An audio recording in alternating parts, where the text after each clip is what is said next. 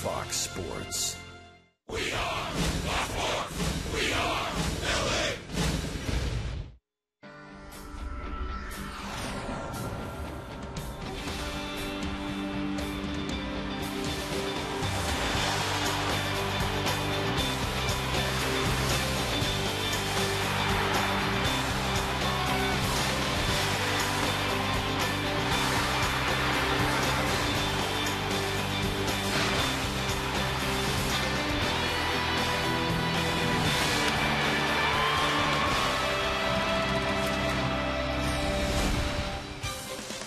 It's time for Dodger Baseball. Live from Dodger Stadium, Prime Ticket presents the Dodgers as they take on the Pittsburgh Pirates.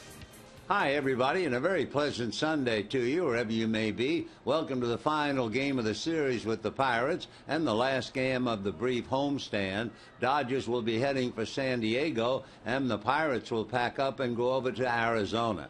As far as the Dodgers are concerned, they'll be sorry to see the Pirates leave. They've beaten them 2 straight in the series, but they have now beaten Pittsburgh 8 straight here at Dodger Stadium. It gets even worse than that, 16 out of 18, 24 out of 26. So the Pirates have been the punching bag for the Dodgers, and so far so good. Despite the fact the Pirates have lost 2 games here in this series with good pitching, especially last night. A.J. Burnett pitched his heart out, and he had to do that to stay even, only to have Clayton Kershaw come up with a victory.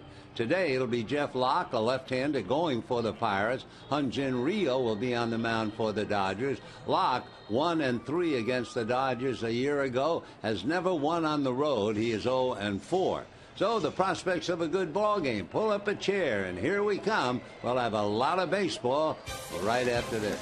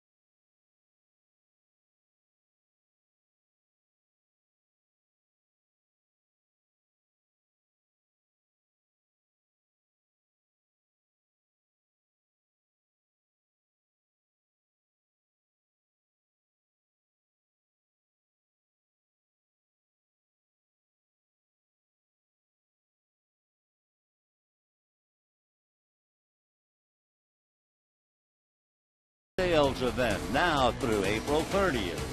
By AT&T, Rethink Possible.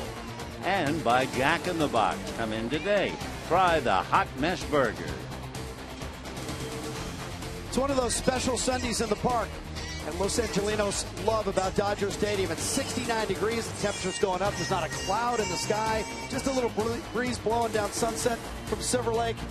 Dodgers looking for a sweep over Pittsburgh. The Pirates haven't scored since they got to Los Angeles. You've seen great pitching on both sides. But now we're going to talk about hitting. Jim Watson and Steve Lyons in center field with your Hyundai key to victory. Carl Crawford hitting .438. It's fifth in the National League. You know, this is a guy who actually has the capability to lead this team in hitting. When you talk about guys like Matt Kemp, who can hit over 300 easily. Agon is a guy who's hit over 300 all the time in his career.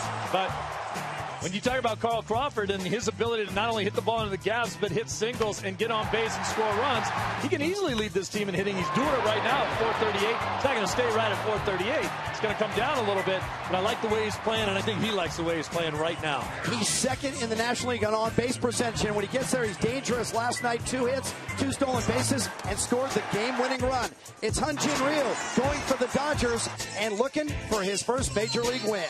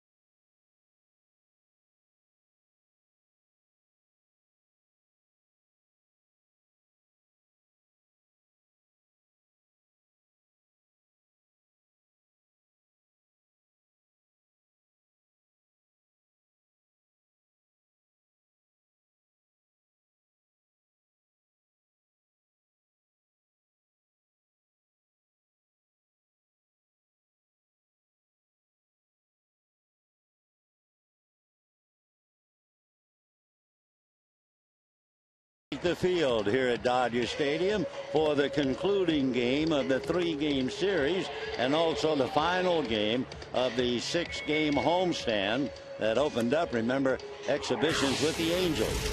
For the Pittsburgh Pirates, their lineup goes this way. Starling Marte is in left field. Neil Walker at second base. Andrew McCutchen is in center field. Gabby Sanchez at first base. Mike McHenry is behind the plate. Pedro Alvarez at third. Jose Tabata is in right field. John McDonald is the shortstop. And Jeff Locke on the mound. On the mound for the Dodgers, Hyun-Jin Ryu made his Major League debut Tuesday against the Giants. You may remember he allowed 3 runs, only 1 earned. He was in trouble throughout the game. He allowed 10 hits in 6 1/3 innings, but he did not walk anybody, struck out 5 and made 80 pitches. And of course, Don Mattingly, in talking about Ryu, is impressive with his background. He was saying that Ryu has pitched in the WBC, he's pitched in the Olympics, and even with all the festivities in his game against the Giants, he was very calm and kept his poise throughout the afternoon. So we'll see how he goes today in his second Major League start. This is only the second time we've seen him as he gets ready to pitch to Marte. And for those of you who are not aware why he wears number 99, when he was pitching over in Korea, his first number they gave him was 15. But then the star who had worn 15, who had left the team, came back and reclaimed the number.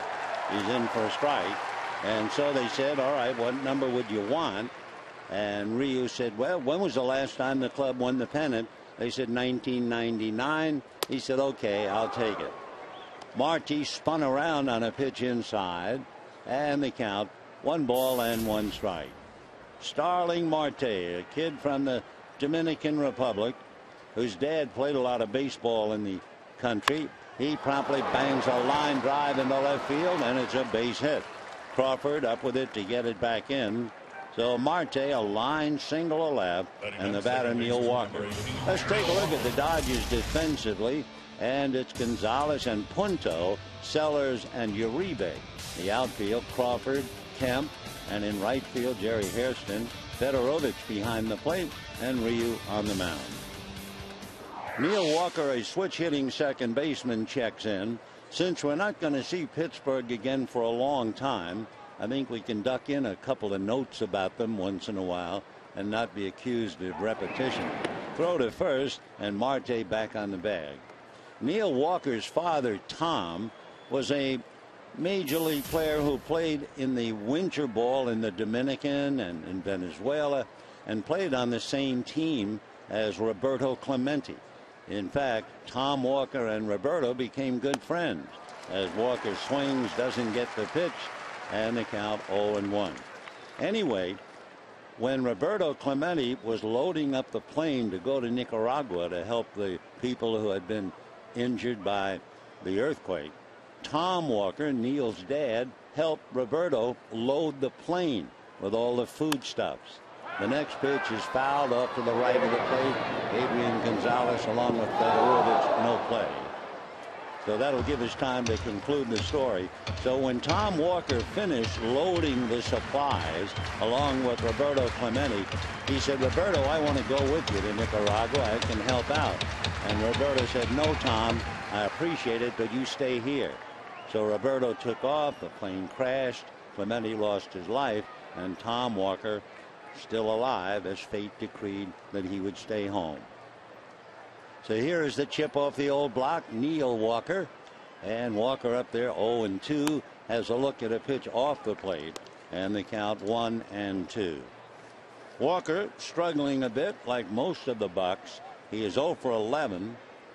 He had reached base safely 4 of his first 8 appearances, but he's drawn blanks ever since. The Pirates have gotten wonderful pitching. Ryu's fastball is popped up on the infield. Sellers calling, Punto is calling, but Sellers will stay with it and make the catch. So Neil Walker pops up, 1 away, and Andrew McCutchen coming up. McCutchen, of course, is the big bat, the big star in the lineup. He's hit safely in 4 of the first 5. He hit safely in 4 straight, actually, and then the Dodgers shut him down last night. He's also perhaps the most popular guy on the team because yesterday, before anybody knew it, Andrew arrived in the ballpark into the clubhouse and gave every member of the team Dr. Dre headphones. So all of the players delighted with that free gift. But McCutchen, obviously, that kind of a kid. His dad is the pastor of a non-denominational religious church. Andrew sings in the choir, and last summer his mom sang the national anthem in Pittsburgh. So McCutchen at the plate. You might remember too that Andrew fell short, finishing up behind the batting champion Buster Posey. So Ryu set at the belt, looks at first, works a change high and away. They check to see, and they're going to call it a swing. And McCutchen appears a little stunned, looking down to Mike Malinsky. So Andrew is still not quite ready to get back in the box.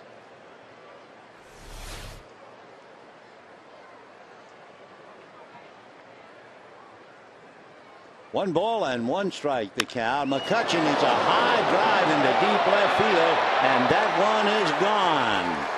So Andrew McCutchen hits the 3rd pitch by Rio into the left field stands for McCutchen. It's his first home run of the year, and the Pirates, for the first time in a while, jump out to a 2-0 lead. Dodger fans throw the ball back onto the field. McCutchen could care less. So Andrew hits it out with Marte aboard, and just like that, Ryu in a jam as the Bucks jump out in front 2-0. Of course, for McCutchen to hit a home run, it is certainly no news. He is one of the top players in the league. And the first pitch up and away to Gabby Sanchez. 1 ball and no strikes. 2-0 Pittsburgh. Now Ryu delivers and gets it a little low. 2-0 in favor of the Pirates. Andrew McCutchen, by the way, last year hit 31 home runs. The 2-0 pitch on the way is high. Ball 3, 3-0. So a shocky and rocky start for Ryu. A leadoff base hit and a 1-out home run by McCutchen. Gabby Sanchez, right-hand hitting first baseman, looks at a fastball at the knees for a strike, and the count 3-1. Sanchez batted 4th last night and went 0 for 3. Gabby waiting. Rio into the windup, works another one in at the knees, and the count 3-2. So 1 out first inning for the Pirates. They're not only trying to snap a 3-game losing streak this year. For Clint Hurdle, he's also trying to snap an 8-game losing streak here at Dodger Stadium. The next pitch is low, ball 4. So Sanchez draws the walk, and the batter will be Mike McHenry. Catcher number 19, Michael McHenry. So McHenry coming up with a runner at first and 1 out. 2-0 in favor of the Pirates. McCutchen hitting one of those no doubt about it home runs. Mike McHenry is from Knoxville, Tennessee. We've not seen him in the series until now. Went to school at Middle Tennessee State and was originally drafted by the Rockies 7 years ago. And Mike takes a strike. He's behind Russell Martin, and Martin caught the first 2 games. However, Russell 0 for 14, and they sit him down today in favor of McHenry. Right-hand hitting catcher, and Martin becomes the spectator. Strike 1 pitch on the way, and that's high and outside. 1 ball and 1 strike. McHenry was playing for the Knoxville Thunder. That was youth baseball. And Todd Helton used to work out with them. He was always present, giving them posters and points on how to play the game. McHenry comes up empty on his swing, and the count 1-2. Mike is 5'10", 215-pounder. Just turned 28. So McHenry back up. Gabby Sanchez at first. 2-0 in favor of the Pirates in the first inning. Ryu delivers fastball shell back a third. Great stop by Uribe to get a force at second. What a play by Juan Uribe. He was on his knees on the chalk and was able to get it down to second base to Punto for the force. And for McHenry, he loses a certain double, and it's turned into a force play. So at least for the moment, Ryu is struggling. He's not fooling the Pirates. And the batter is Pedro Alvarez, the left-hand hitting first baseman. Alvarez last night had a long night against Clayton Kershaw. He joins a long list of hitters who have had long days and nights against Kershaw. He takes a strike. Last night, Pedro struck out 3 times. In game 1, he struck out once against Greinke, though he has struck out 4 times in the series without a base hit. He takes a breaking ball in the dirt that gets away from Federovich, and down to second base on what we assume is a wild pitch goes McHenry. So Ryu struggling a little bit. A single to left, a one-out home run by McCutchen, then the walk. Then he is saved on a splendid play by Juan Uribe. Otherwise, it would probably be 3-0 Pittsburgh with a runner at second base. Alvarez waiting, and here comes the pitch, and that's swung on and missed. Pedro Alvarez, a first-round pick, hitless in his last 10 at-bats after starting off 2 for 8. He has shown a good glove at third base. Question is, will he hit? Ryu ready, delivers, comebacker. Ryu has it, straightens up and lobs it over to first for the out. So Alvarez hits back to the box, but no way to protect against Andrew McCutchen. It's a 2-run home run, and the Pirates lead 2-0.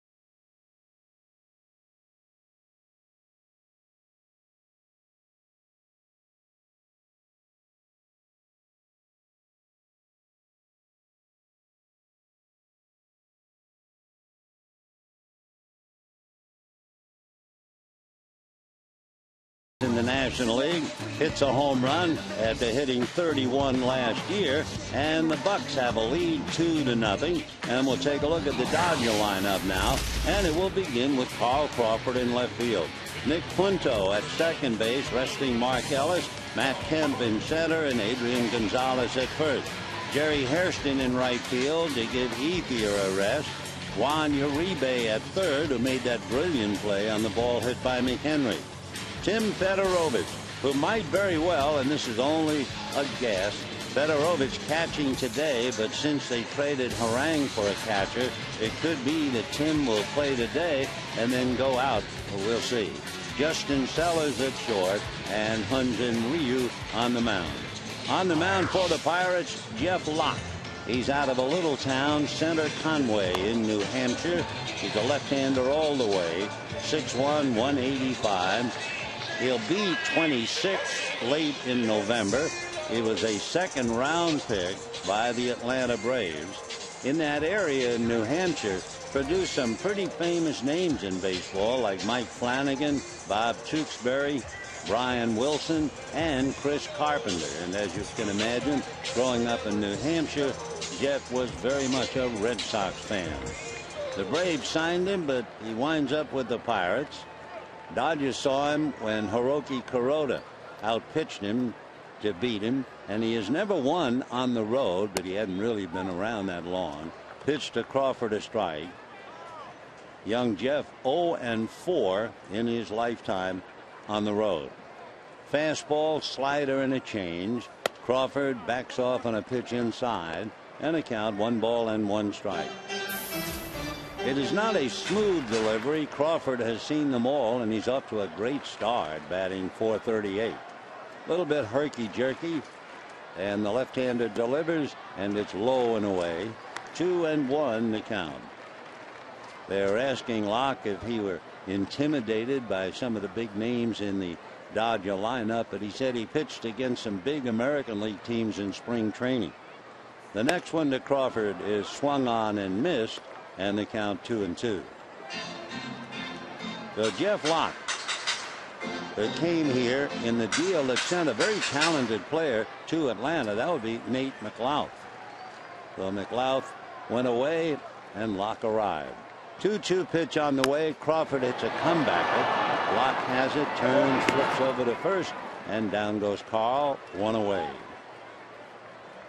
Take a look at the Pirates defensively, and they shape up with Sanchez and Walker, McDonald and Alvarez, Marte, McCutchen, and Tabata, and McHenry behind the plate. So Nick Punto coming up, valuable man for the Dodgers, can play just about anywhere on the infield. Punto, a threat to bunt, although the Pirates play back, so let's see what Nick does. Locke into his windup. The left-hander delivers. There's the bunt, and it's up along first and goes foul.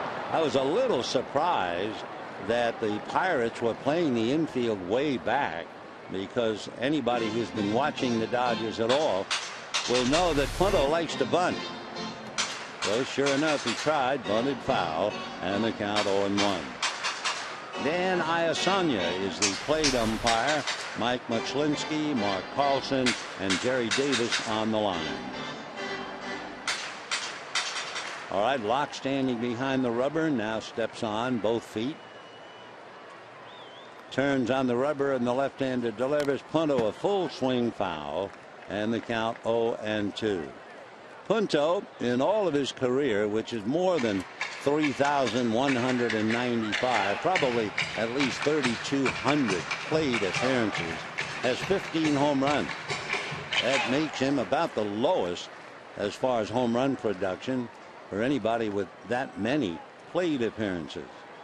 The strike 2 pitch to Nick, and he takes low, ball 1. Of course, the Dodgers have 3 men with less than 20 home runs in the same number of plate appearances. They played here: Juan Pierre, Ryan Theriot, and Jamie Carroll. Punto reaches for one and punts it into right center for a base hit. McCutchen up with it and fires it back in. And Nick Punto, a 1-out single to right center field, and that will bring up Matt Kemp. For Matt Kemp, one thing is a slump, the other is agonizing when it seems like every time you come up there's somebody on base and you remain in a slump. Now there's an interesting point about Matt Kemp. Last year he swung at the first pitch 25% of the time.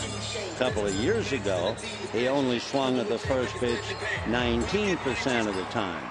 I know it's early, but this year he has swung at the first pitch 45% of the time, which certainly would indicate that he is pressing. So let's see what happens.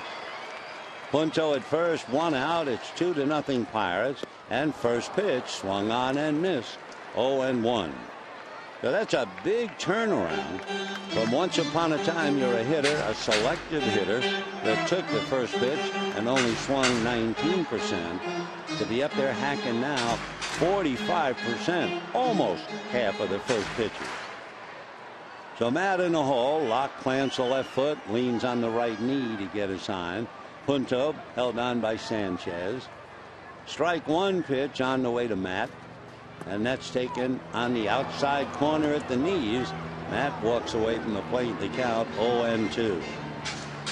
For Matt Kemp, it has been a long go. He's hitting .056. He has 1 hit in 18 at bats. So Matt back up, hitting back of him, Adrian Gonzalez. 2-0 Pittsburgh. 2-run home run by Andrew McCutchen. The left-hander Locke at the belt, looks at Punto, back to Kemp, low at his feet, scrambling block by McHenry.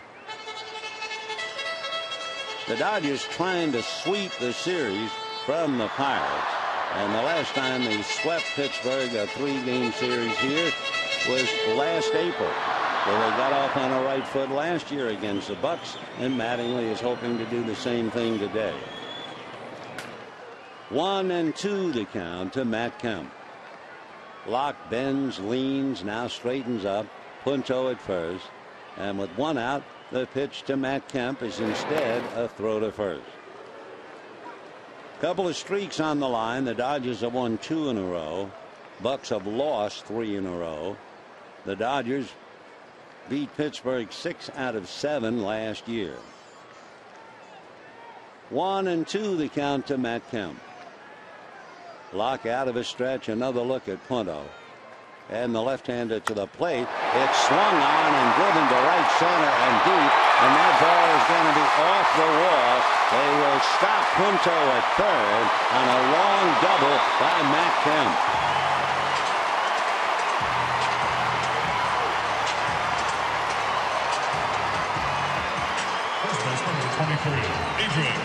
So Matt Kemp goes the other way. Remember, his first and only hit of the year was a double to right center that produced a run batted in. This time his double to right center got Punto to third. So the Dodgers have the tying runs in scoring position. First base open. It's 2-0 Pittsburgh, and Adrian Gonzalez with Punto at third and Kemp at second. Punto, rather than break the laces on his shoes, rounded third, and when he saw the stop sign, he just went into a little slide on the grass. So second and third, 2-0 Bucks, and here's Adrian Gonzalez. Gonzalez hitting .313. Locke looks in to get a sign. The left-hander in trouble. And his first pitch to Gonzalez tight to the hands, ball one. Adrian last night finished up with a walk, a single, and a double. The game before, he had a single and a double. So he's been a pain in the neck to the Bucks in the series, and now a chance to really get the Dodgers tied up. Locke out of a stretch, checking the runners, and the left-hander delivers. Adrian looks at a pitch low. And Locke now is down 2 balls and no strikes. Everybody clap your hands. Adrian Gonzalez, 6'2", 225. He'll be 31 years old in May. Started playing in the big leagues with the Texas Rangers back in 2004. Then, of course, had a great career in San Diego. The 2-0 pitch on the way. Locke set. Here he comes, and it's in for a strike. 2-1. Hitting behind Gonzalez is Jerry Hairston. So Hairston waits. Gonzalez with a 2-1 count. Adrian, of course, with that memorable first at bat as a Dodger last year, hitting a home run down the right field line just inside the pole. Here's the 2-1 pitch coming up. Locke ready, deals, ground ball up the middle. It's going to go all the way into center field. 2 runs will score, and the game is tied 2-2.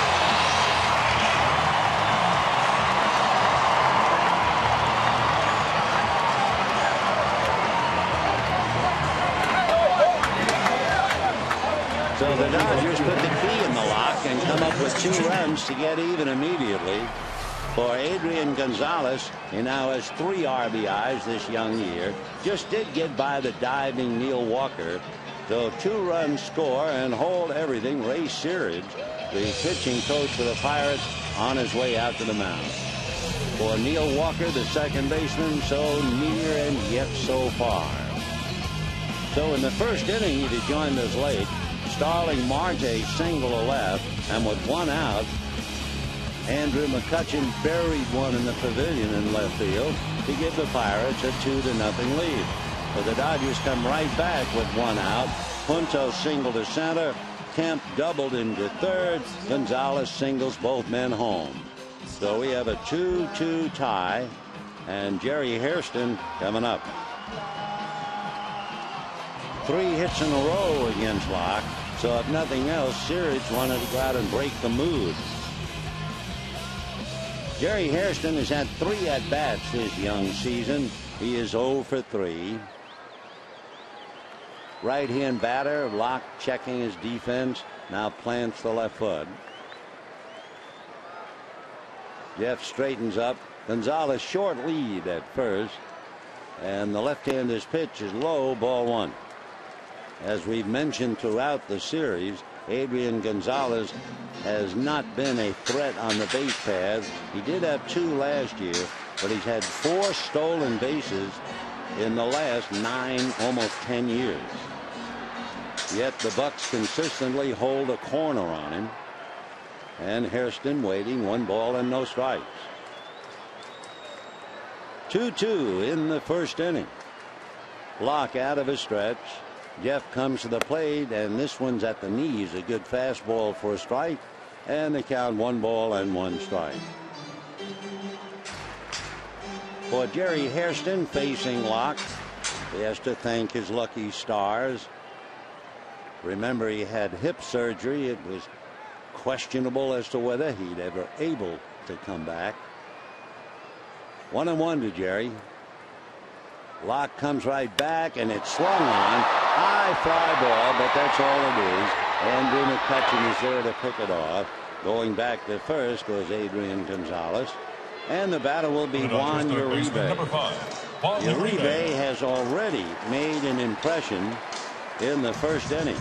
He made a dazzling diving stop on the foul line deep at third, and then got up and turned it into a force play. If that ball had gotten by Uribe, Sanchez would have scored, and McHenry would have had a double, and it would have been at least 3-0 Pittsburgh. But now the ball game is tied 2-2, and here is Uribe. Out of a stretch goes Locke, looking over at Adrian Gonzalez, and the pitch to Juan at his feet, ball 1. So 2 out in the inning in a 2-2 tie. Uribe out of the box, a quick look for Tim Wallach. Hitting behind Uribe, Tim Fedorovich. By the way, they informed us as about we were going on the air. Now we have a sellout today. Here's the pitch, a check swing, 2-0 to count. And it reminds me of a conversation we had with Tim Fedorovich on Fan Fest Day before the season opened. And Tim and I were driving to the Fan Fest area in center field. And when we got to center, he looked back towards home plate and said, "Wow, I've never played before a sellout crowd." Well, he's got his wish right now. Here's the 2-0 pitch. Big swing, high foul off first, and that will go back out of play. The only thing in life appears to be cruel in just about every area. Talking about Fedorovich, who has waited to play before that sellout crowd, and yet you look at the game today, and at least the thought comes that he might very well be sent back following the game. 2 out, 2-1 to count to Juan Uribe. Locke straightens up, another look at Gonzalez, and the pitch to Uribe, big swing and a high fly ball into shallow right field. Tabata is there to make the catch, and that's the inning. But the Dodgers, thanks to 3 hits in a row and a 2 RBI single, leading in a 2-2 tie.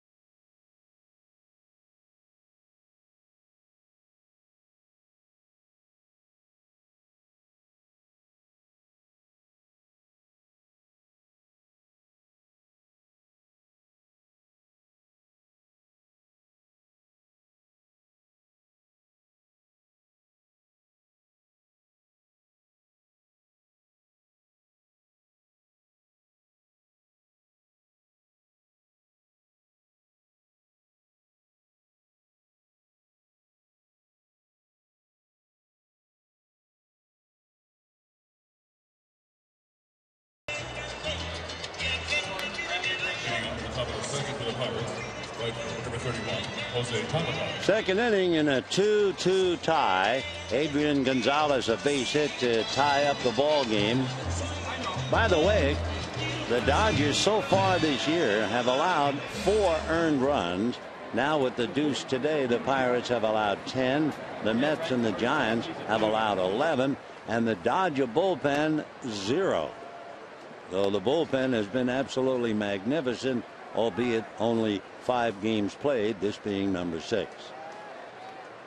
So as the Dodgers bask in the sun, Tabata up there takes a pitch high. And a 2-0 count to Jose. He's from Venezuela and was originally signed by the Yankees. The 2-0 pitch coming up to the right-hand batter.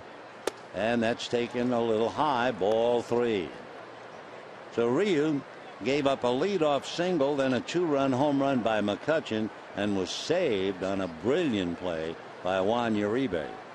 3-0 pitch on the way. Tabata looks, and it's a strike. We were mentioning Neil Walker in the story relative to Roberto Clemente. Tabata grew up a big fan of Clemente. His father was a huge fan of Clemente.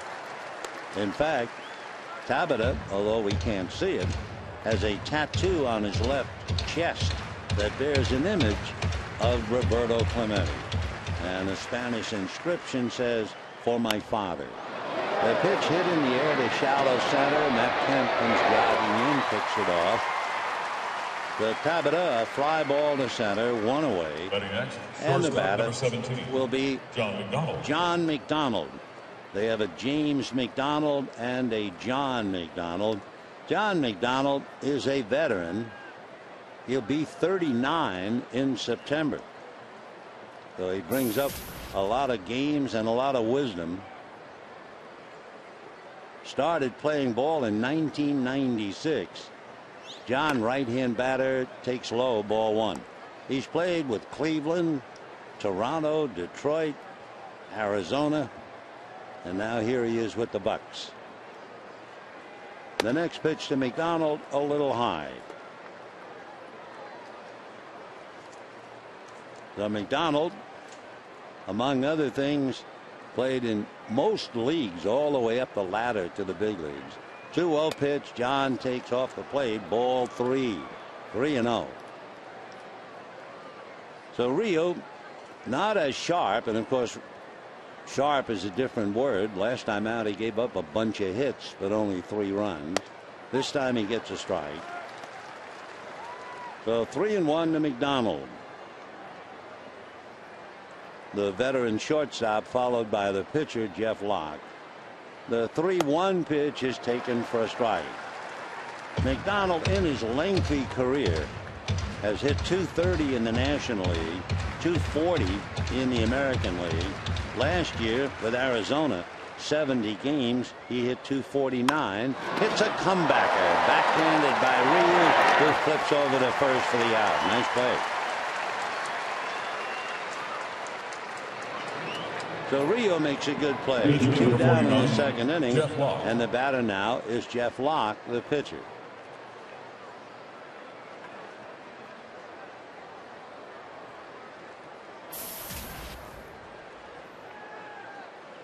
I think if I remember when Ryu pitched his first game, that was game 2 of the Giants, he gets a strike to Locke.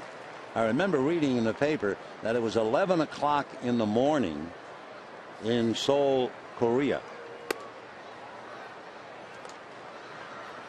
So there was 11 o'clock at 7 o'clock at night. You can do the math as to what time it is right now. I'm sure a lot of folks watching him pitch in for a strike.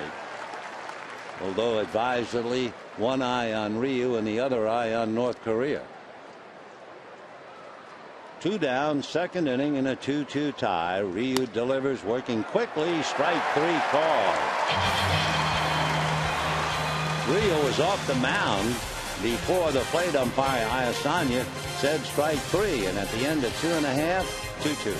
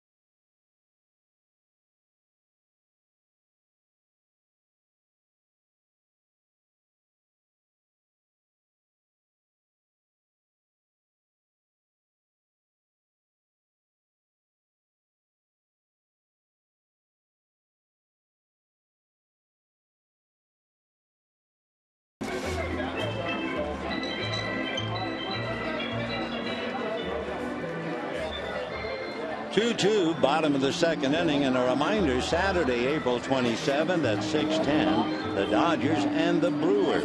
And the first 40,000 fans in attendance will take home their own Dodger sports bag, compliments of United Airlines. For tickets, visit Dodgers.com/promotions. Well, Matt Kemp having a little conversation in the dugout. Mark McGuire, the hitting coach, patting him on the back as Matt twice now has gone to right center for his hits, and his double in the first inning set up the 2 runs to tie up the game. Tim Fedorovich, followed by Justin Sellers, and then it will be Ryu. Don Mattingly was talking about Fedorovich, and everybody knows he's on thin ice, a kid who figured to be the backup catcher until the Dodgers traded Aaron Harang and picked up Ramon Hernandez, a veteran catcher. Fedorovich waiting, lock into his windup, and the left-hander's first pitch taken low, ball 1. Mattingly said, I don't think it affects him much at all, depth charge wise in the long run. We think he's going to develop offensively, and he's really smart. The 1-0 pitch on the way, a check swing, and it's low, ball 2. Right now, Fedorovich is here, and we're going to do what's best for him and the organization in the long run. We just need to make sure he knows our thinking. 2-0. So they don't want him to get discouraged as he takes ball 3, having a glimpse of staying here and then perhaps having been sent back.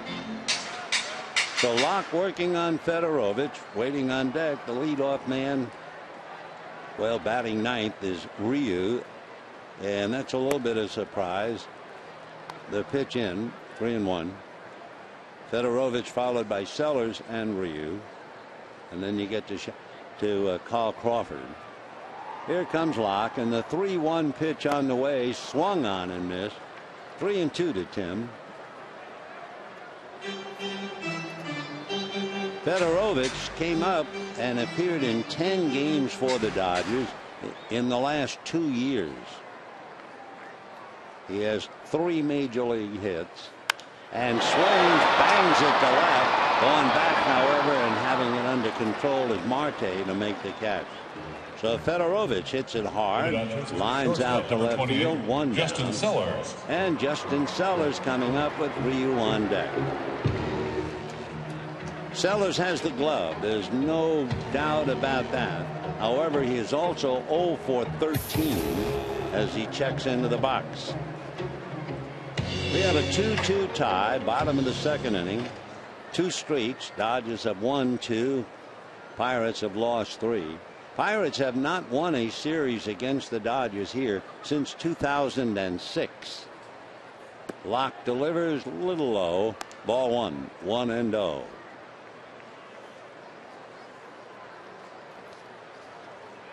Justin waiting, left-hander, Locke into the windup, comes back to the plate, and that's fouled off to the right out of play. 1-1.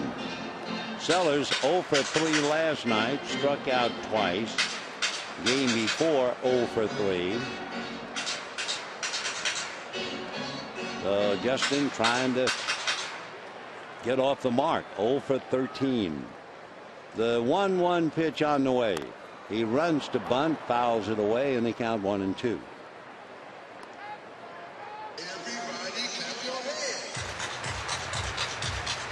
Again, a good idea for Sellers to try to bunt his way aboard, hitting 8th in the lineup.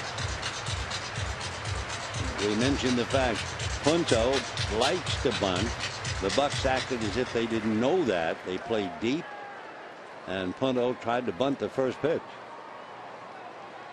Now the pitch to Justin Sellers, swung on, high foul off first, and that will carry back into the crowd. Don't forget the Dodgers schedule now. They'll go down to San Diego and open up the Padre home season Tuesday. That's a 3:40 game, and it'll be on KCAL. Dodgers play 3 in San Diego, 3 in Arizona next weekend, and then they come right back home to play San Diego here.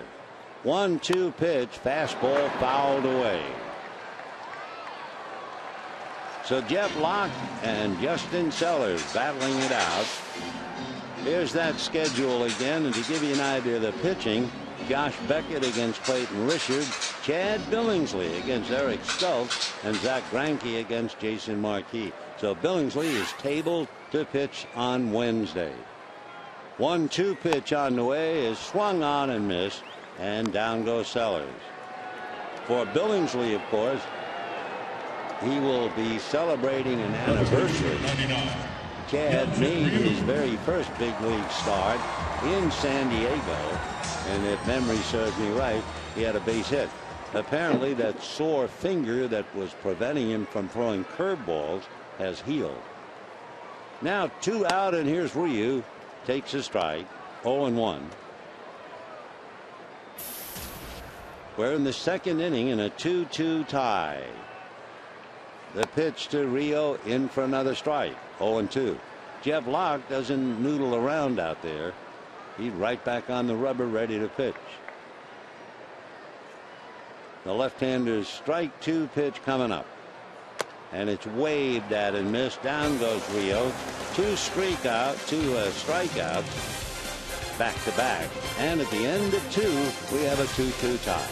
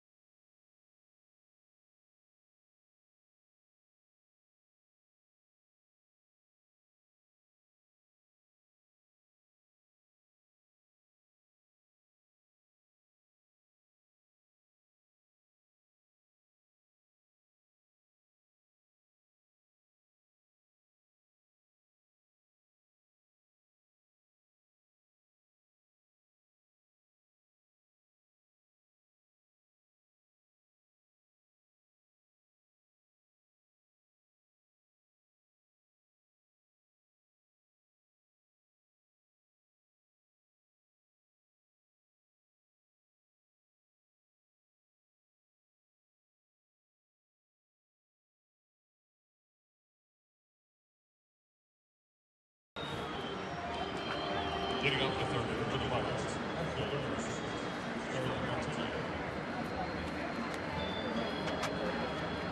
We have a 2-2 tie as we go to the third inning, the Dodgers and the Pirates. For Ryu tuning up, he's made 40 pitches already. And in his first game, he went 6 1/3 innings and made 80 pitches. So he'll have to cut down on his pitches right now. You know, there's something different about Ryu. It's about as different as East and West. He doesn't throw between starts. Never has. Not in Korea, not here. In fact, when he reported to the Dodgers for spring training, he hadn't thrown all winter. Ryu stands on the side of extreme caution or even preservation. He did endure Tommy John surgery while he was in high school. But in the course of a conversation, he didn't mention that as grounds for his personal schedule, he never throws in between starts. The left-hander ready, delivers, and Marte takes a strike. Rio says it started a few years ago as Marte, who singled, waits at the plate. Strike 1 pitch. He runs to bunt, lays down at Dandy. Uribe picks it, throws, no good. That's a bunt single for Starling Marte.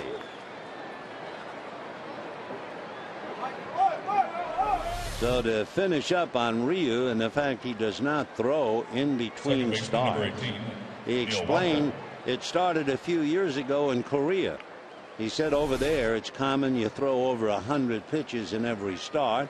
It takes 5 days to fully recuperate.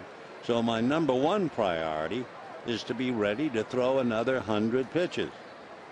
Well, in the U.S. it's totally different. The vast majority of pitchers usually have a rather rigorous bullpen between starts. Pitch is popped up on the left side. Sellers is calling, and the shortstop makes the catch, and that takes care of Neil Walker.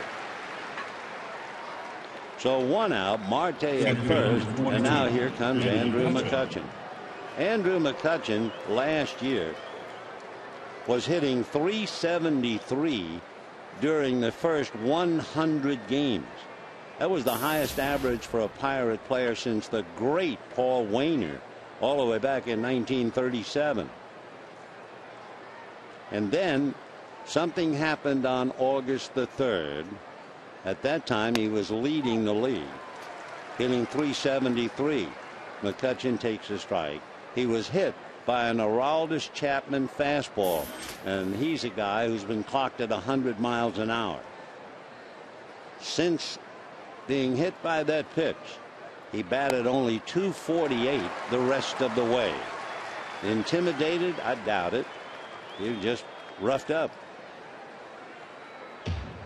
So Andrew McCutchen, I would think anybody who faces Aroldis Chapman would be somewhat intimidated without ever being hit. Ryu delivers, and it's low. 1-2 the count. It was McCutchen who hit the 2-run home run in the first inning. So Andrew McCutchen, he'll be playing for the Bucks for a long time. He had a 6-year extension. Got a Gold Glove last year, and he takes way off the plate.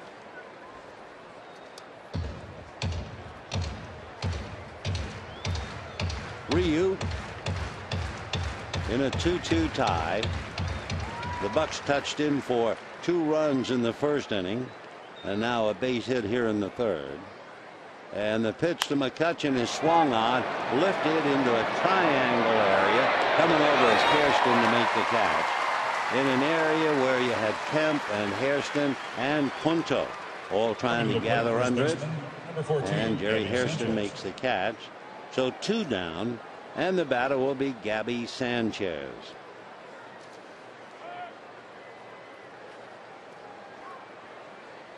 The Pirates are still the only team in the majors not to have allowed more than 3 runs in a game. They've allowed 2 so far, and they're tied up. The pitch off speed and away, ball 1, 1-0.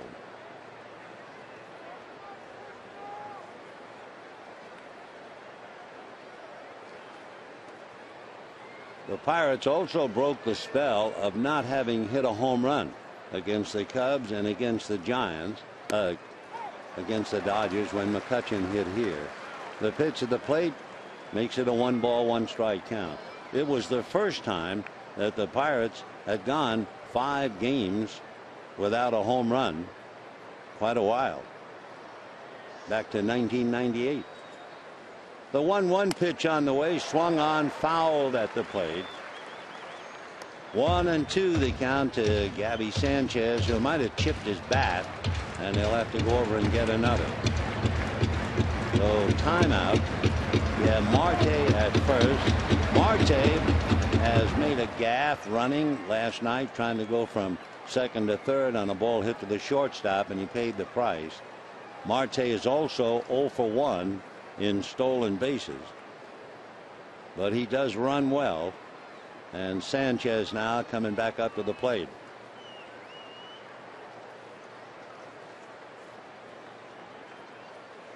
Out of a stretch goes Ryu.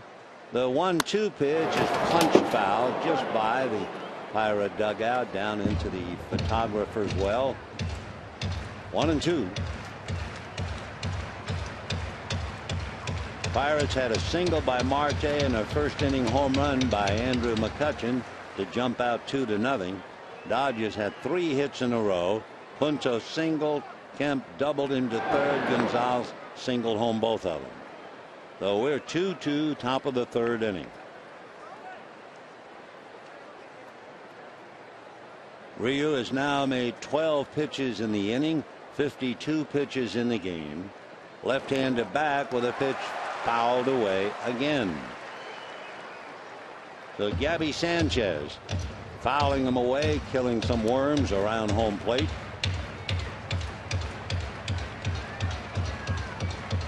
Gabby started the first 5 games, and he played first base in 4 of the 5, went 1 for 13. They sat him down, and now he's back in there. Dodgers 2, Pirates 2. Top of the 3rd, Marte at first. Ryu looks over at him, and there he goes. An off-speed pitch is lifted in the air to shallow left field. Coming up for it is Crawford, and that's that. So no runs, 1 hit, a man left, and at the end of 2.5 innings, a 2-2 tie.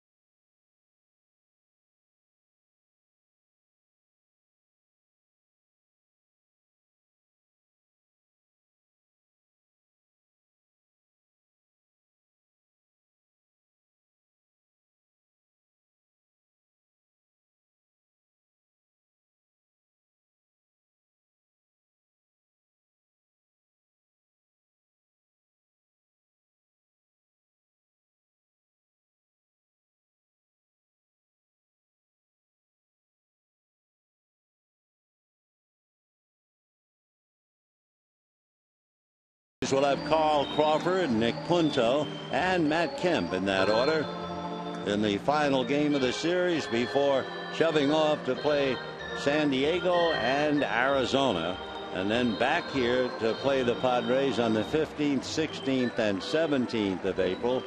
Dodgers then go back out on the road to Baltimore and the New York Mets, and the next homestand of any number will feature Milwaukee and Colorado. So bottom of the 3rd inning, top of the order, Carl Crawford, followed by Punto and Kemp. Crawford hit back to the box in the 1st inning. Carl off to a great start, and the left-hand batter ready to go. The left-hand pitcher turns into his windup and lock ready. Fastball low and away. 1 ball and no strikes.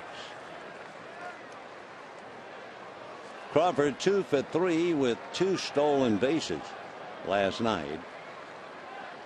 1-0 pitch on the way to Carl. He holds up, and that's low, ball 2, 2-0.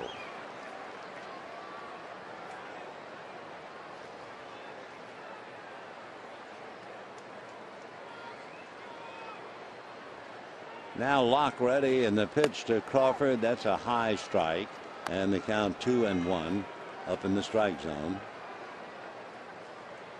Crawford, a very exciting player, runs very well, steals a lot of bases.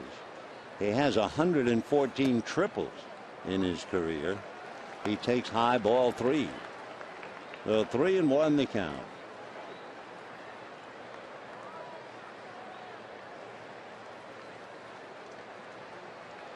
Locke very deliberate. Here he comes. It's swung on, whacked into the gap. There's nobody there. That's going to go and hit the base of the wall. Crawford is into second base, standing with a long double. And boy, are the Dodgers delighted with Carl Crawford. Remember, he came over as damaged goods. He had the bad elbow. No one really knew when he would play or how he would play. But he said he would be ready for opening day, and he sure is. So Crawford, a leadoff double into the gap in left center field. And the batter will be Nick Punto. So Punto, who tried to bunt the very first pitch, fouled it off, and then promptly singled to right center field. Nick, right-hand batter, facing Locke. Dodgers 2 runs and 4 hits. Pirates 2 runs, 3 hits. Locke straightens up. Punto waits. Left-hander looks back at Crawford, and the slow breaking ball in for a strike, and the count 0-1. The Nick again backs out. Checking with Tim Wallach. We were swapping stories with Tommy Lasorda before the game, and of course Tommy guaranteed to tell you a dandy. Here's the strike 1 pitch to Punto. Instead, Locke off the rubber. They were using the runner's last name for the steal.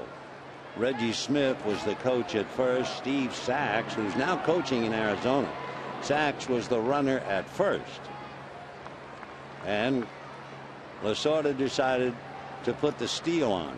The pitch to Punto was a little high. And so Sachs would take his lead. Reggie Smith would say, "Take a good lead, Saxy. Stay alive out there, Saxy."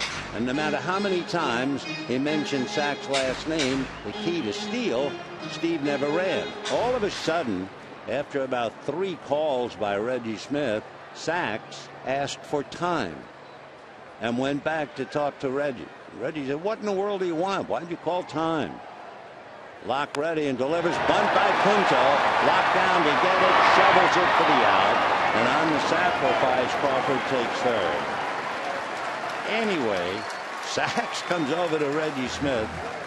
And Reggie said, "What's wrong? Why did you call time?" Center fielder. Sachs said, "Reggie, how long have you known me?" And Reggie said, "Gosh, I've known you X number of years."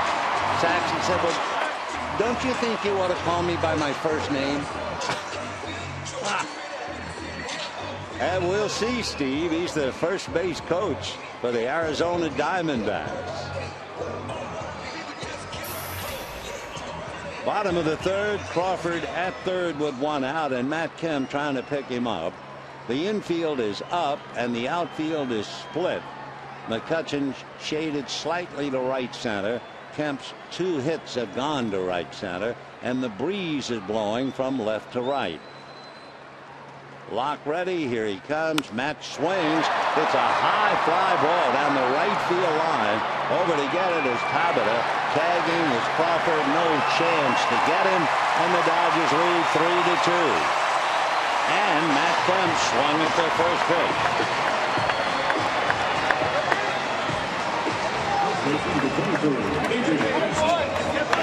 So a double by Crawford. The sacrifice by Punto, and then the fly ball to pick him up. So 3-2 Dodgers, and now Adrian Gonzalez, who singled to drive in 2 runs in the first inning.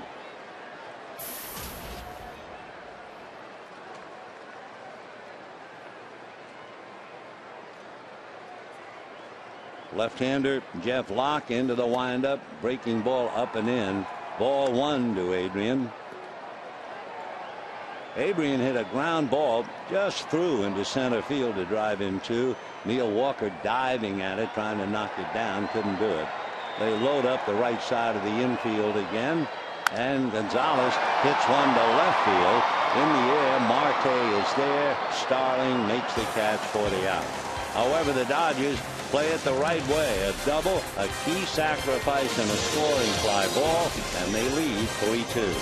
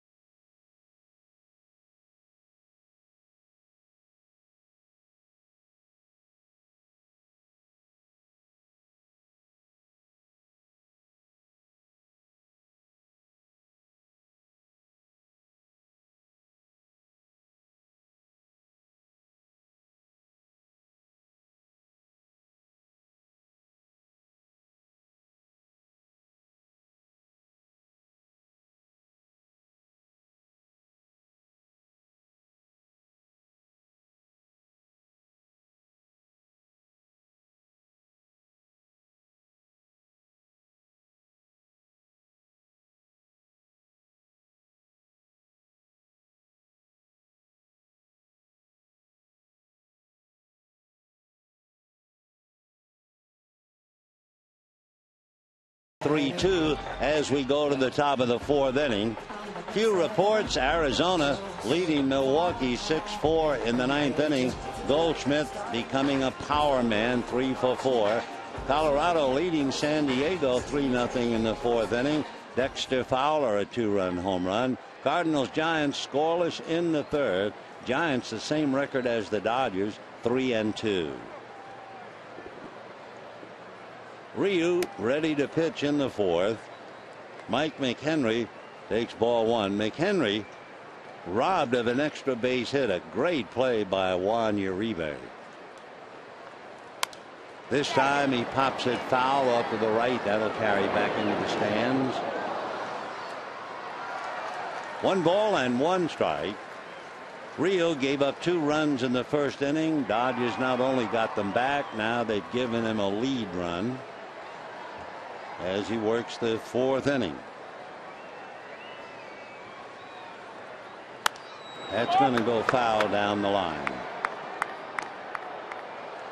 Question that comes up in the final game of the 3-game series, and that is, are the Dodger pitchers making great pitches, or are the Pirate hitters just haven't been able to capitalize? Part of the thought in the series, Pirate hitters are 1 for 16 despite having a 3-ball count their way. Kershaw, of course, blew them away twice. The Pirates have only drawn 4 walks in their 20 plate appearances that went to 3 balls. Fly ball to Crawford. That'll do it for McHenry. 1 away. So needless to say, the Bucks have gotten good pitching, and their hitters have been totally out of whack.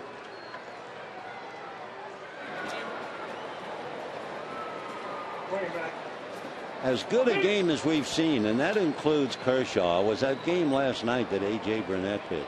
Struck out 9. He had great stuff. I mean, he had the stuff that he had 5 years ago when he was an 18-game winner with Toronto, or even last year when he had a 16-win season despite pitching for a team under 500. He was terrific. Meanwhile, Alvarez having troubles, waves and misses. 0-2.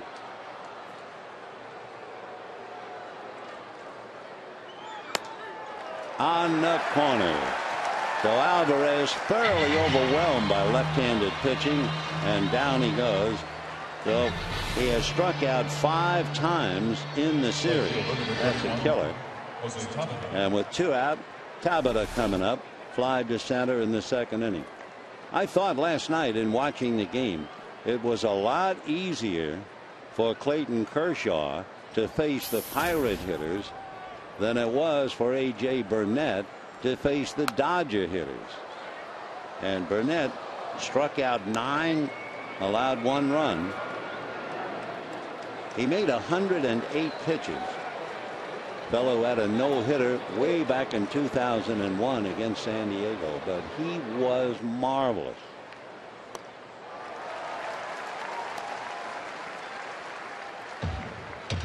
Oh, 0-2 the count. Dodgers lead 3-2 with 2 out in the fourth.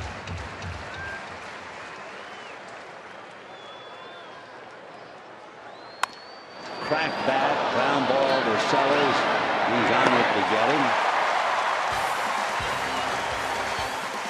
So down go the Bucks, and at the end of 3.5 innings, Ryu walks off leading 3-2.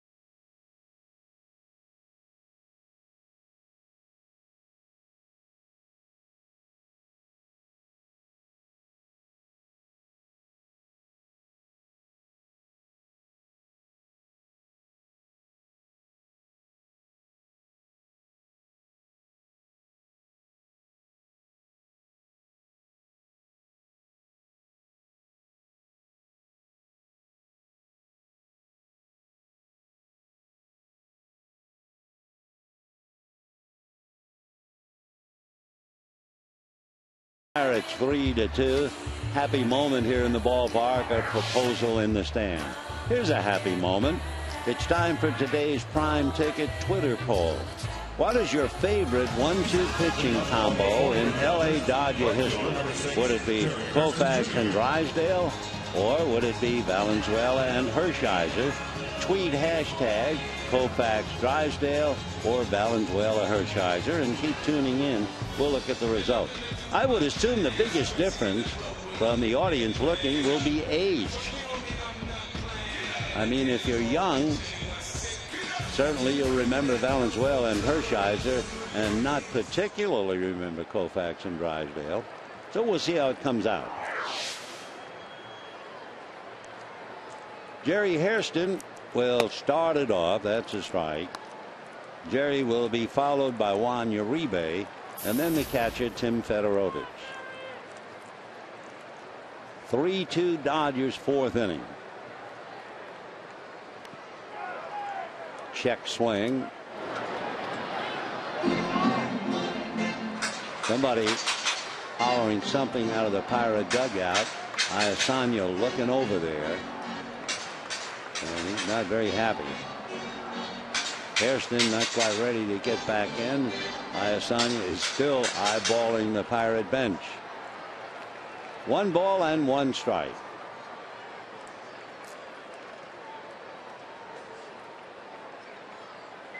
Shot up the middle, behind the bag, smothering and unable to throw is Walker. And Hairston is aboard with a solid single.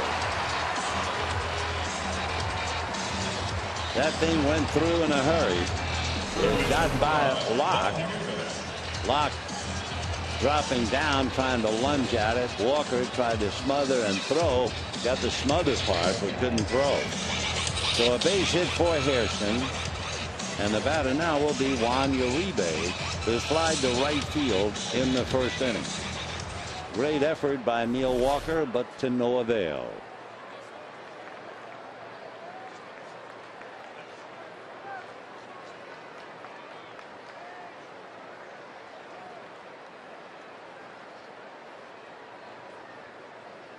Locke going to first to keep an eye. The Dodgers scored 2 runs on 3 hits in the first inning. Then got the go-ahead run on 1 hit in the third.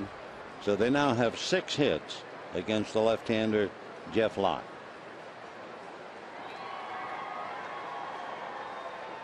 And again, the Dodgers have 3, but the Bucks have not allowed more than 3 runs this year. Of course, this year is much. 5 games.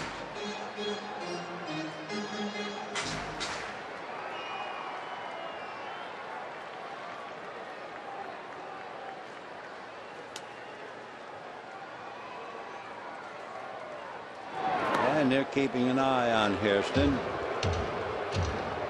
You don't think of Uribe as a hit and run man. He keeps looking down to Wallach. So if you think about Hairston, I think the first thought is might be a straight steal. Let's see. There he goes. And the pitch is punched to first. They're going to get an out. The return throw, no play. So they do get the force play, 3-6. And that will bring up Fedorovich. We mentioned when the Dodgers leave here, they go to San Diego.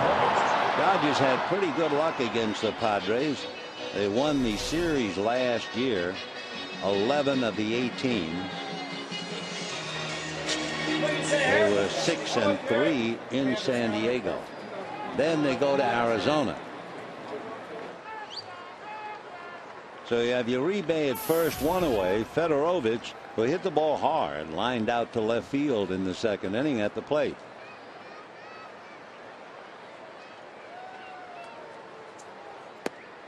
And ball 1. To complete the thought, after the Dodgers play in San Diego, they go over to Arizona, and they can't be too happy about that. Arizona beat the Dodgers 12 of 18 last year. And Dodgers had a terrible time at Chase Field. That misses inside. Dodgers lost 5 straight at Chase Field. Managed to win only 3. So that's the upcoming schedule. Padres and the D-backs. 2 balls and no strikes the count to Tim Fedorovich. That's in for a strike.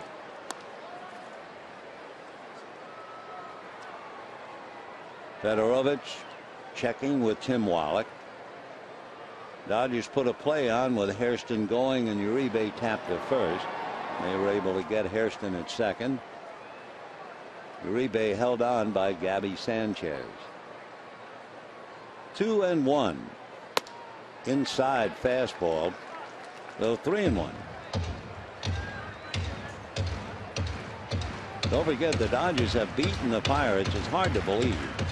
8 straight at Dodger Stadium and 16 of the last 18 games here.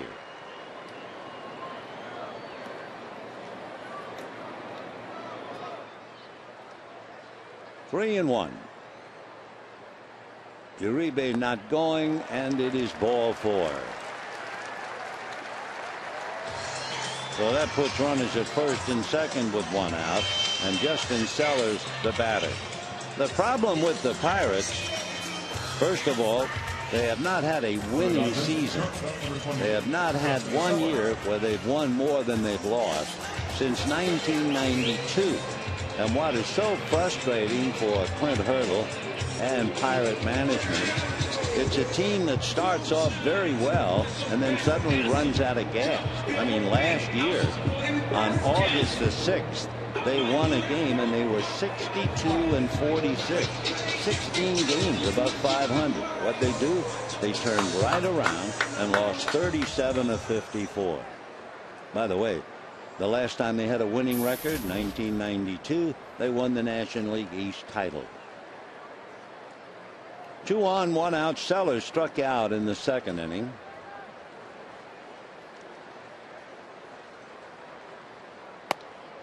Inside, ball 1, 1-0. So the Bucks, for a comparison, like a fella who excels at the 60-yard dash, and you're asking him to run 100 yards. 1 ball and no strikes. Fastball popped up. We're watching the umpires. Infield fly rule is now called. So Sellers pops up, runners hold, 2 down, and the batter will be Ryu. Ryu struck out in the second inning. For a lock, he has 2 strikeouts. Ryu with the bat was 0 for 2 coming in, so 0 for 3.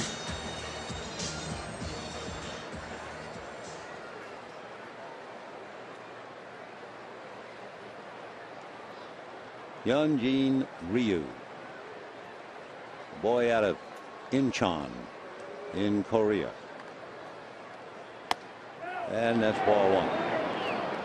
The first time he pitched, we brought it up, and I don't think it would be that badly considered repetition, especially what's going on in the world today. During the Korean War, one of the major battles in the area where he's from, Incheon. It was such a major battle in September of 1950.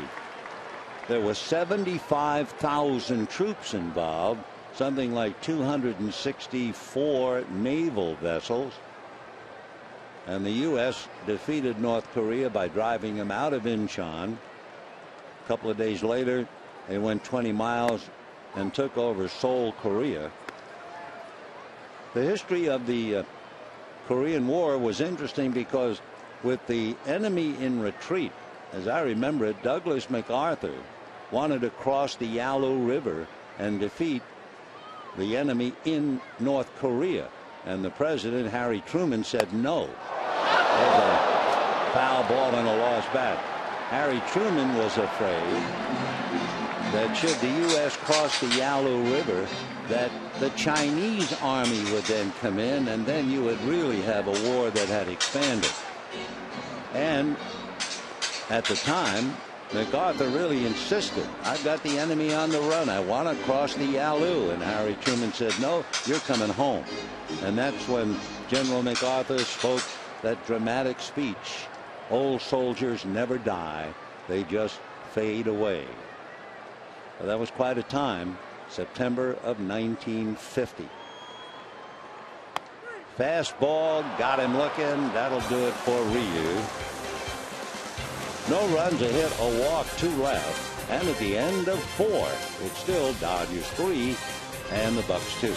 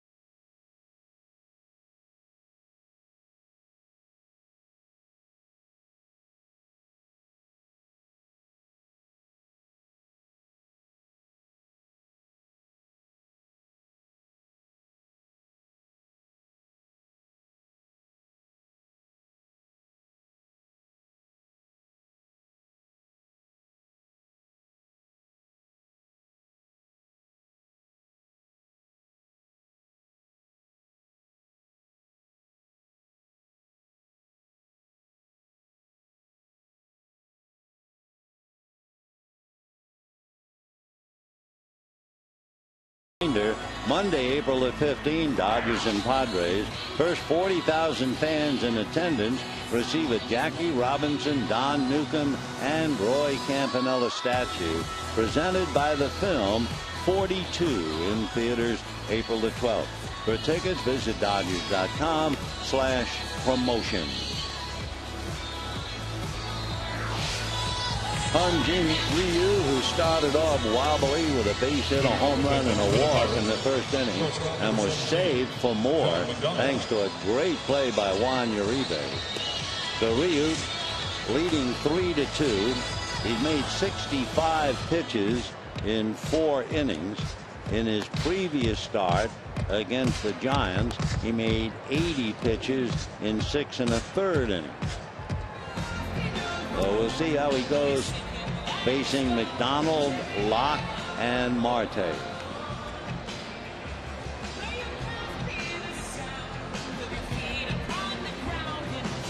So the veteran McDonald will lead it off.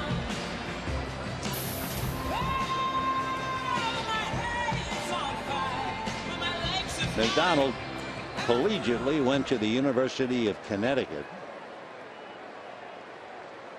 Eventually graduated from Providence College. And John takes ball 1.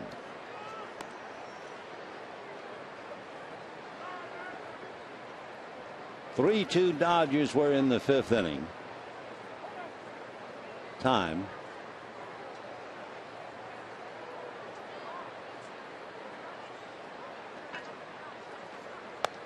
That's in there. 1 ball and 1 strike. Ryu has given up 2 runs, 3 hits. He has walked 1, struck out a couple, and a 1-1 count.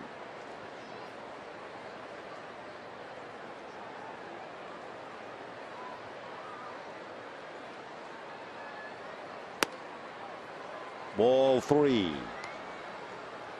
3-1.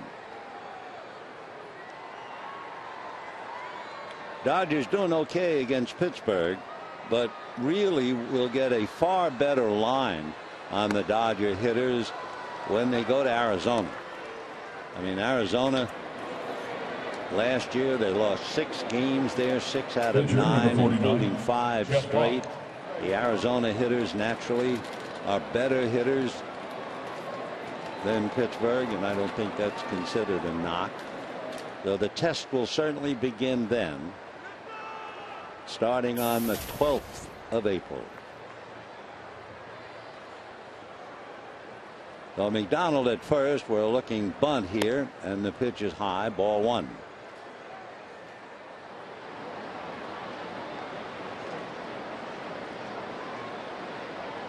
Checking to see Nick Leyva hanging out a sign maybe in the third base coaching box. I wonder if his mom is here today. He was telling us last night for the first time in 19 years she missed a game here. I hope Nick's mom is well enough to take in the fun, and typically a thoughtful son thinking about her. Wanted to pass along his best wishes, and we're happy to do it. 1-1 the count to Jeff Locke. 3-2 Dodgers, 5th inning. Nobody out. Uribe well in on the grass.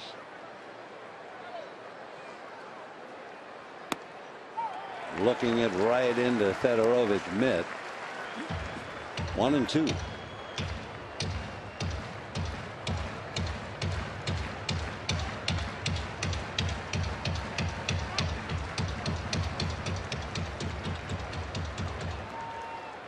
Locke again checking with Leyva.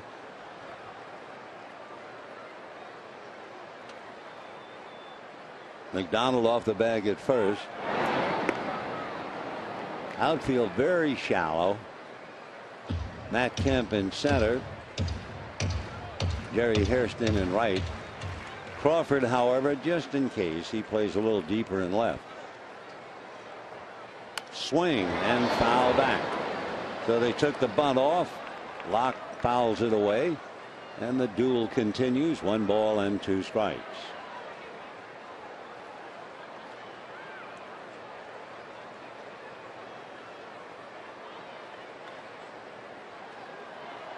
Light breeze blowing from left to right. Boy, the weatherman talking about some high winds tonight and tomorrow, so be careful. And full swing, and down he goes. So the inability to bunt, boy, how important that is. That's the 3rd strikeout for Ryu, and it brings up Starling Marte. Now, to give you an idea of what's going on, Marte in the series has 4 hits. The rest of the team has 3 hits. So not much of an attack. One reason why the Bucks have been struggling despite getting wonderful pitching. Marte single to left and hits one in the air to left. Crawford coming in and over. 2 down. So now Neil Walker, who has popped up twice, 0 for 2. Second baseman, Neil Walker.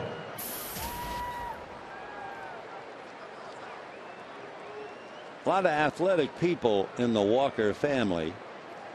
Besides his dad, Tom, we've talked about him. His uncle, Chad, they called him Chip. He was in the big leagues back about 1975-76. His older brother, Neil, an outfielder in the Tiger organization and Baltimore. His other brother, Sean, a pitcher at George Mason University. And for good measure, his sister played basketball, and she's playing professionally in Ireland. Neil Walker,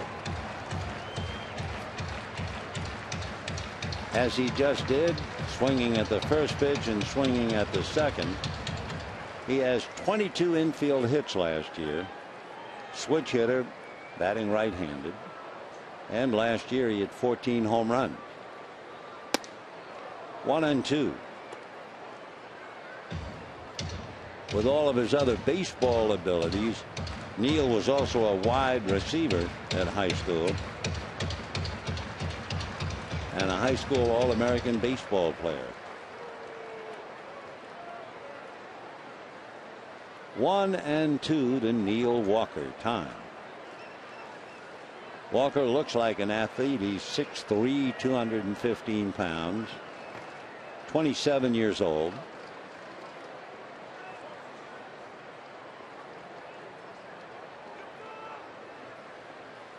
And he pokes it in the air to right. Hairston had a good jump. So Walker goes to right. They lead the leadoff walk to McDonald. And at the end of 4.5, it's still 3-2 Dodgers.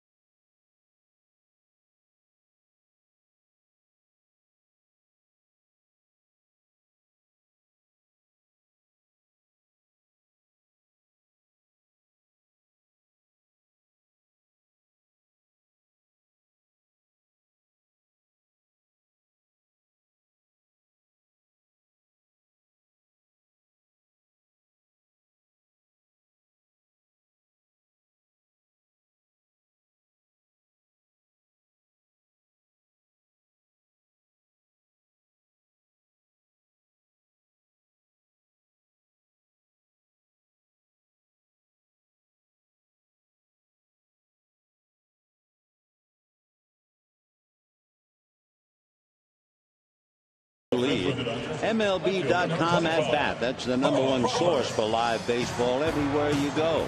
Available for iPhone, iPad, Android, and BlackBerry 10.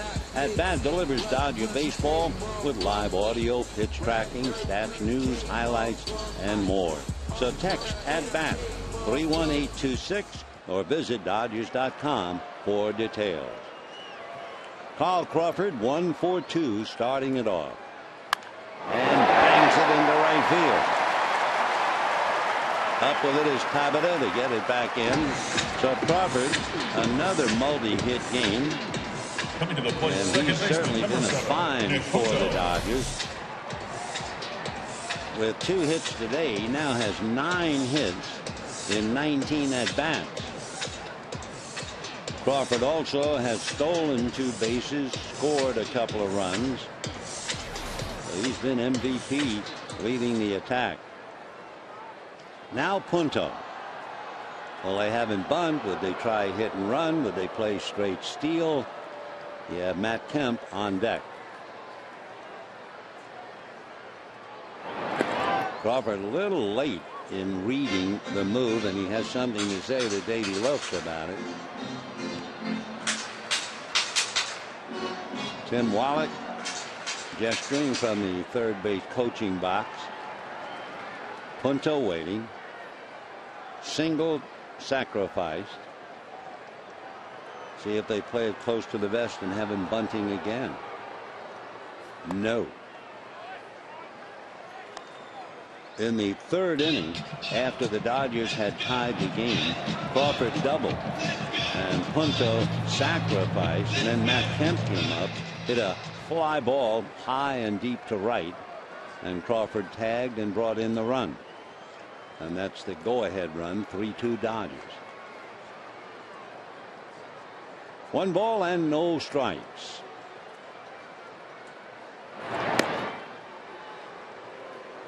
Crawford had a lot better read of Locke's move on that pitch, but that could be the commercial.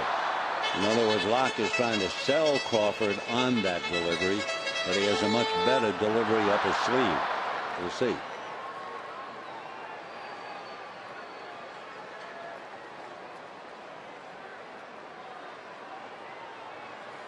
And a line drive base hit to center.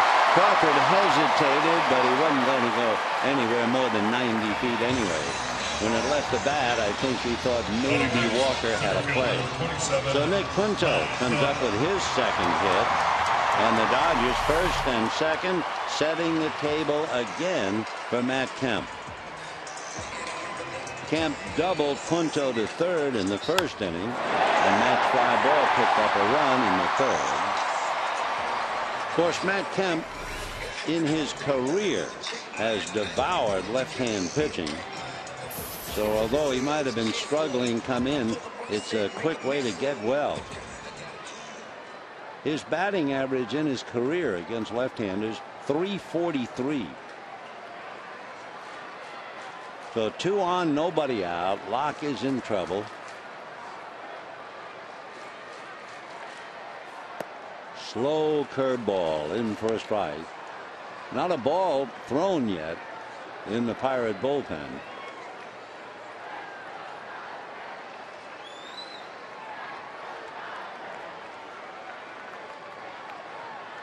Oh, and 1 the count. Dodgers lead 3-2, threatening for more in the fifth. 1-1.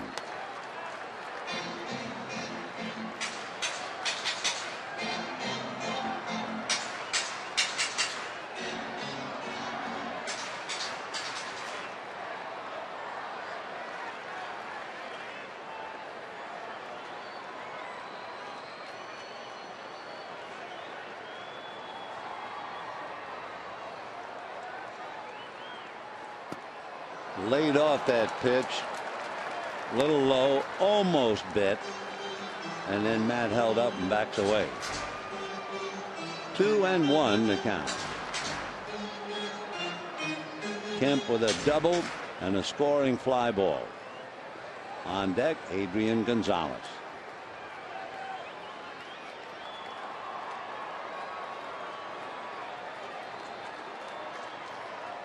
Two and one. And ground ball to third, down to second for a run, over to first, double play. What an effort by Punto, trying to break up a double play, going in head first. But of course, that's the way Nick plays. For Matt Kemp, a very disappointing at bat. First baseman number 23, Adrian Gonzalez. You can see Punto. I'll tell you one thing. It's one thing to break up a double play, but to go in head first to break up a double play, oh no. A roll over, but that's Nick. Take one more look. Do not try this at home. So the Dodgers 2 on, nobody out. Kemp hits into a double play, and the batter is Adrian Gonzalez. And for Matt, the struggles continue.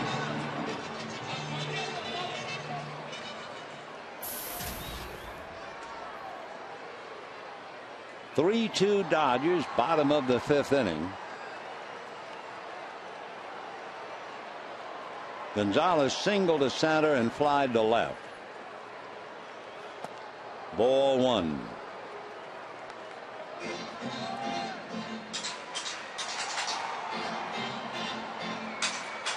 Dodgers trying to hang on and add to a 3-2 lead.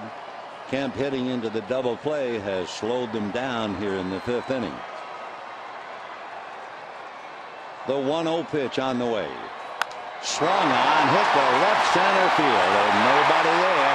Over to cut it off deep is Marte into second base, and he's going to be out by plenty, but the runner scored is Gonzalez. So Adrian, a long single to cash in Crawford. The Dodgers lead 4-2.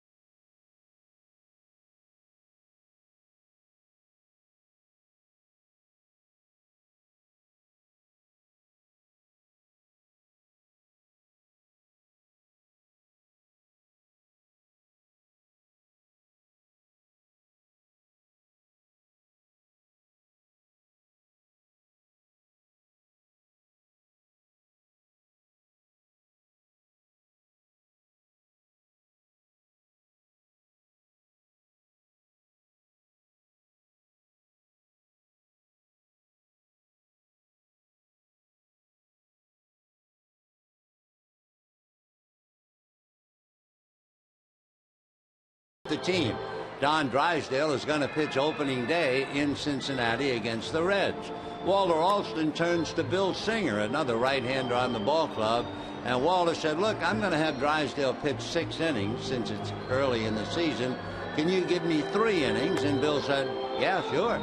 So Drysdale went 6, led, going out 3-2. Bill Singer came in, pitched 3 innings, and the Dodgers won the game 3-2. It wasn't until years later that Bill Singer found out he got the first save in baseball history under some rather strange circumstances. And with that, let's go back to the game.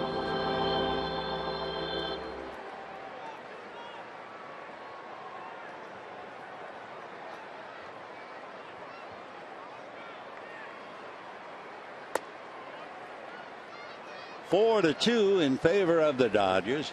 Adrian Gonzalez has driven in 3 of the 4 runs. Andrew McCutchen knocked in the 2 for Pittsburgh. 2-0 the count to Andrew.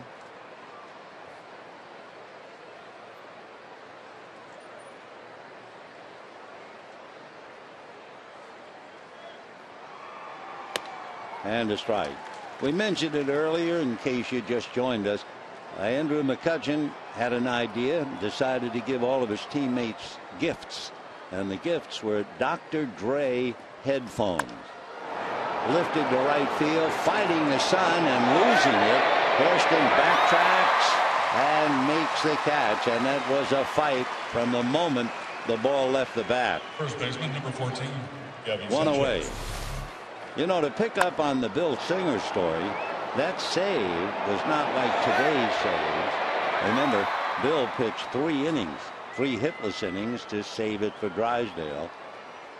The last out for that first save was a fly ball to center field by Johnny Bench, and it was caught by Wes Parker, who is normally a first baseman.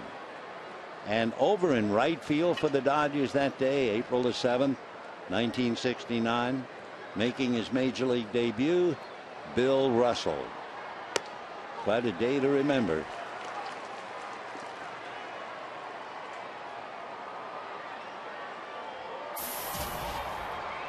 Would you believe there is a book out right now called Closer? Brand new book, just came out. It was reviewed in the Times just the other day. 1-2. And actually the authors found fault with the so-called closer and save. They had some line, I'm not quite sure, but this is close to it. They said it makes as much sense as putting a sweater on a fox terrier. What a put down. 1-2 the count. Ryu working on Gabby Sanchez.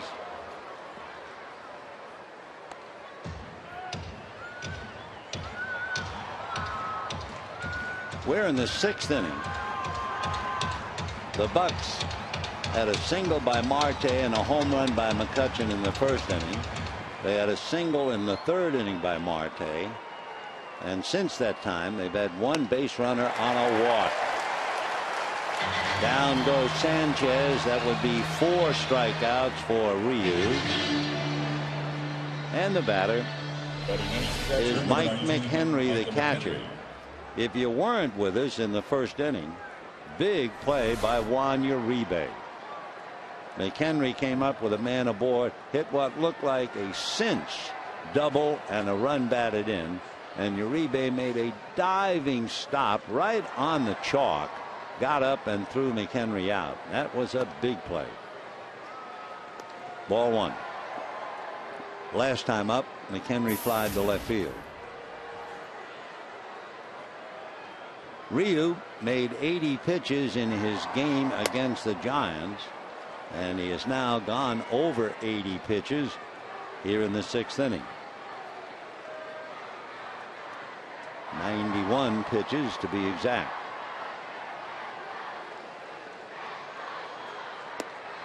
That's in there. Oh, maybe not. 3-0. Check.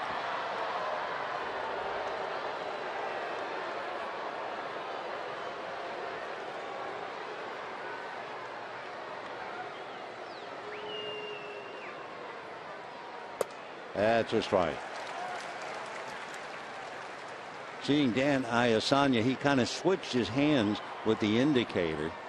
And I thought as he was making the switch, he was calling a strike, which reminds us of a classic story.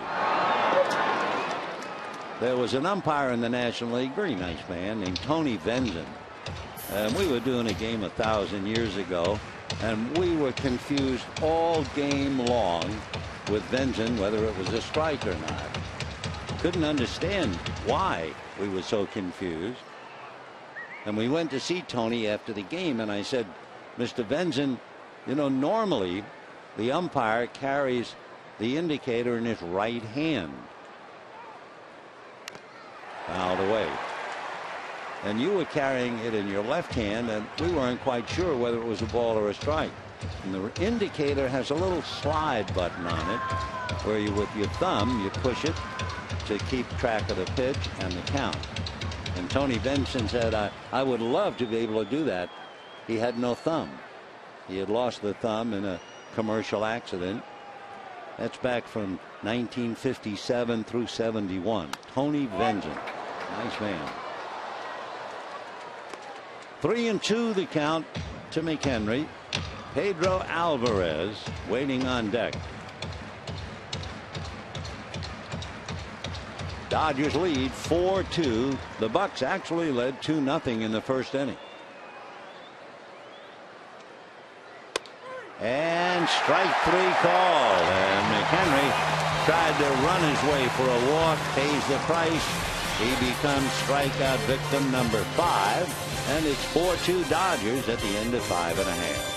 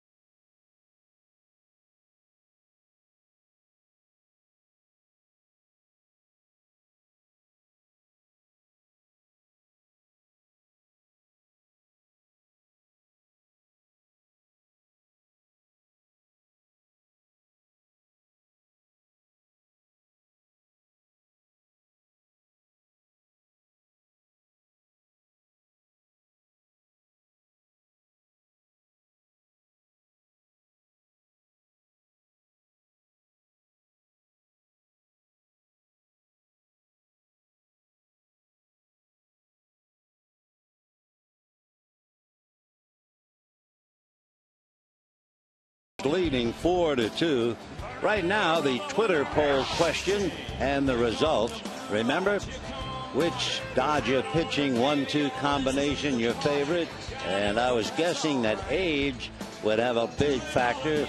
There are those of us who remember Koufax and Drysdale. There are many who do not, and there are a lot more now who remember Valenzuela and Hershiser. And so Fernando and Orel got 58% of the vote. And Fernando up high in the broadcasting booth, Freddie as they call him. One other thing you might want to have of interest in looking at those 4 great players, how many games they won and then collectively. I'll tell you in a moment. Here's Hairston. Don Drysdale won 209 games. Sandy Koufax, a victim of Raynaud's phenomenon. Sandy won 165 games, so that would add up to 374. for the Koufax-Drysdale duo. Now what about Valenzuela and Hershiser? Valenzuela won 173 and Hershiser 204. We'll do the math. That's a little foul ball out of play. So Valenzuela and Hershiser together won 377 games. Don Drysdale and Sandy Koufax together won 374. There you have it. 0-2. And that's pulled in the air to left. Marte goes back to pick it off. So Hairston 1 for 3 as he lines out to left. And the batter will be Juan Uribe. For the Dodgers, third baseman, number 5, Juan Uribe. For Jeff Locke, the pitcher for Pittsburgh, he is due to bat 4th when the Bucks come up in the 7th inning. Uribe flied to right and hit into a force play. Force play was hit and run. They were running Hairston. And he drives one to left field and deep. Marte on the track at the box seats and backhands it. Juan Uribe losing a home run, and a nice play by Starling Marte, who actually made it look easy. Ran parallel right at the railing, reached over, backhanded the ball. So 2 out in the 6th inning. Deserves another look. Marte reaching up and backhanding what surely would have gone over into the seats, though he takes away a home run from Juan Uribe. Yep, it's the big leagues. They even make some of the tough plays look easy.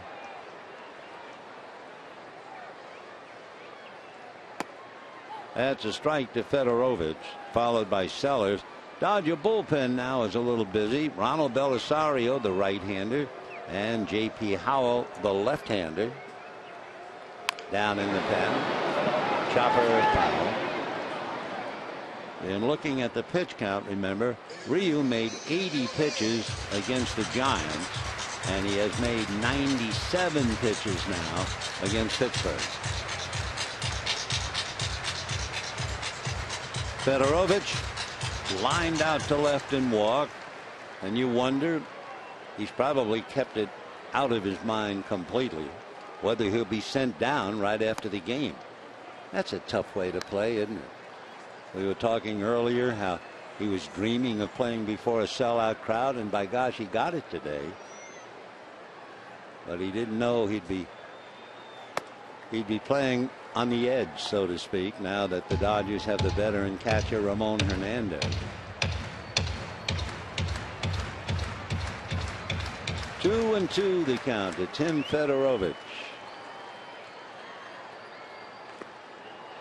3-2. Dodgers trying to sweep the Bucks. They did it last year in April, so they're trying to do it again.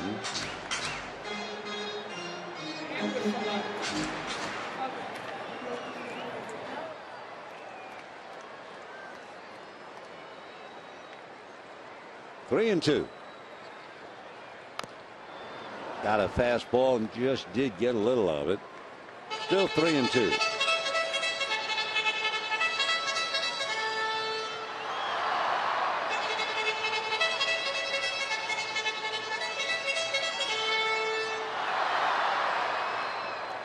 Boy, hearing that trumpet or coronet, I'm not sure which, that brings back so many memories. Wow, I haven't heard that in a while. Ground ball to the hole, backhanded by McDonald, gets rid of the ball perfectly. Wow, what a big league play by the veteran shortstop, John McDonald.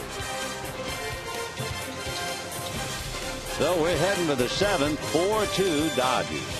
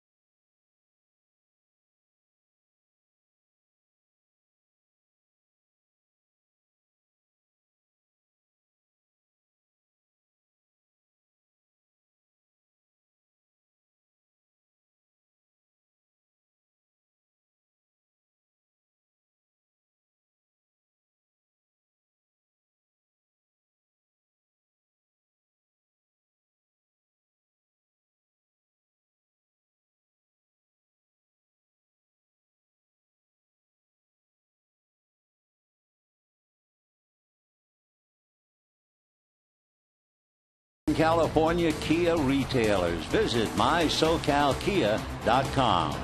By AT&T UVerse. Check availability at 1-800-PIC-ATT.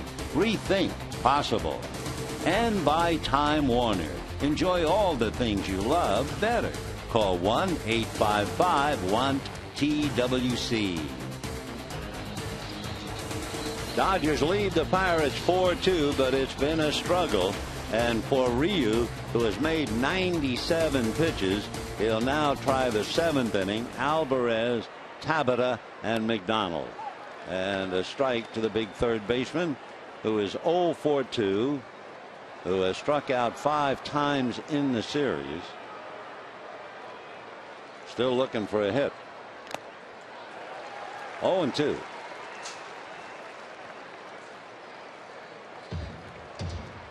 Meanwhile, pitchers and a chat.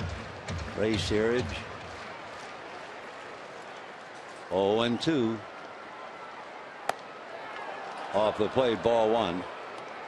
That close-up was Jeff Locke listening to his pitching coach. 1 ball and 2 strikes. Look out for the bat. It goes way back into the stands. And for Alvarez, he walks away empty-handed, literally and figuratively, as he strikes out again. Though he struck out 6 times, and he's hitless in the series, losing the bat into the stand.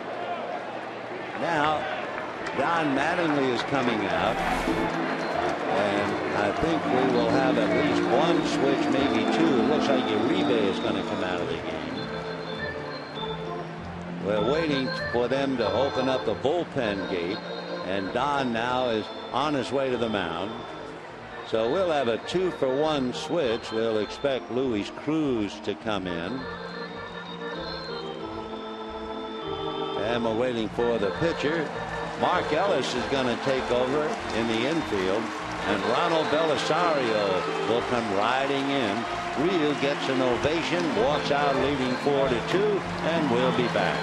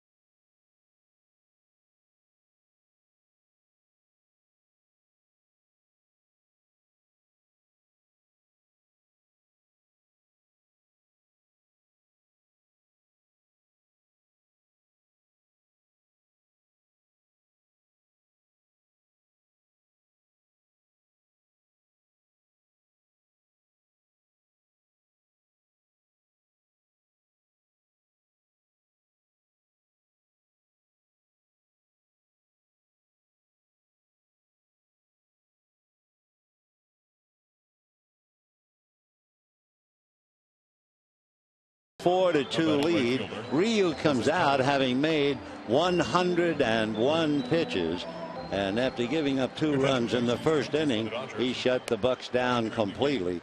The Dodgers change the furniture on the infield. Nick Punto goes from second base to third, and Mark Ellis takes over at second base. So Ronald Belisario has to get 2 outs here in the 7th inning.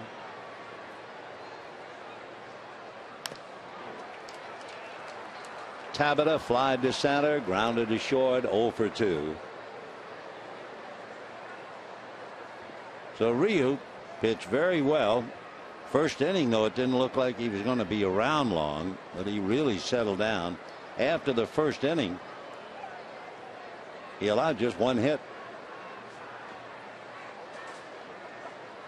Fastball, slow roller, tough play for Punto. Barehand picked up in the dirt, and it gets on by Gonzalez, and on his way to second goes Tabata. So Punto, who's been playing second, asked suddenly to play third, and don't you know they hit the ball up there. And he tries to make the barehand pick and throw, and we'll wait to see, is it 1-1, an error all the way? We'll wait for the score. And it's going to be 1-1. So it's a single to third and an error charge to Punto. Garrett Jones, a left-hand batter, is now going to come up and bat for McDonald. Attention, please. Pitch in for the Pirates. Batting for McDonald, number 46. So a runner at second with one out. That's the first man to get to second base since the first inning. Garrett Jones, not only a left-hand hitter, but the kind of a left-hand hitter capable of hitting it out. And promptly lifts it to left. Crawford is there. So Garrett didn't hang around. Quickly 2 out. And with the pitcher due up, they'll send up Travis Snyder, another left-hand hitter who can hit the ball a long way.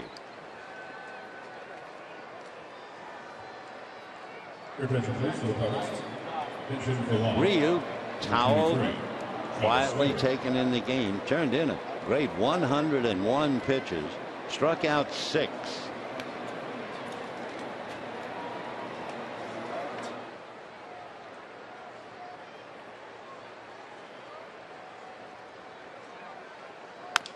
High chopper up the middle, short hop, backhanded by Ellis in the dirt, scooped by Adrian Gonzalez. What a nice play that was, especially since Mark Ellis has been sitting on the bench. A fine play, and it's still 4-2 Dodgers.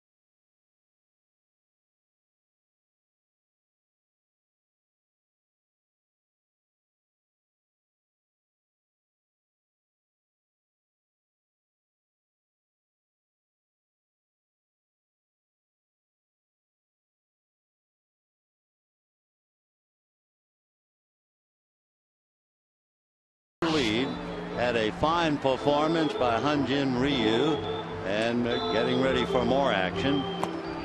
You know, a reminder, Wednesday, April 17th, the first 50,000 fans at the game with the Padres received their very own Dodger-themed Hello Kitty fleece blanket. For tickets, visit Dodgers.com/promotions. By the way, we want to take a moment out for the new pitcher, Chris LaRue, on the mound, to send along our best wishes for a speedy recovery to one of our dear friends, Hall of Fame announcer Jaime Jarrín. I didn't even know till after last night's game that Jaime was not here. He's down with the flu, but hopefully by resting last night, all of today, all of tomorrow, why, we'll see Jaime back in action Tuesday night in San Diego, please God. Chris LaRue facing Justin Sellers. LaRue is 6'6", about 225, from Montreal, Canada. Actually from Quebec.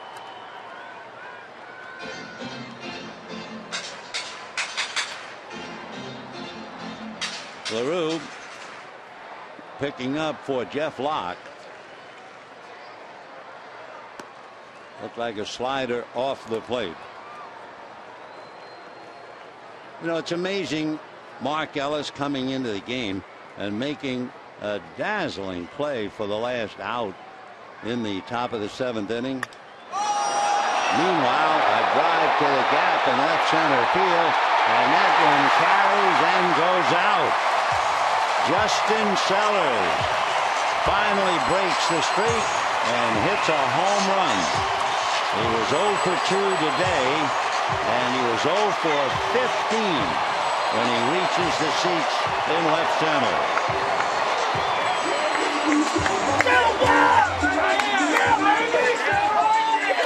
So the Dodgers now move up to 5-2. Sellers got a fastball right over the heart of the plate, and he knew what to do with that one. McCutchen, who has hit a lot of them, has to watch one. So 5-2 Dodgers.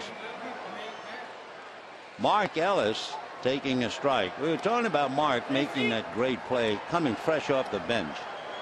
You know, his fielding percentage in his career is .991. That's second all time to second baseman. So he is quite a valuable asset out there at second base.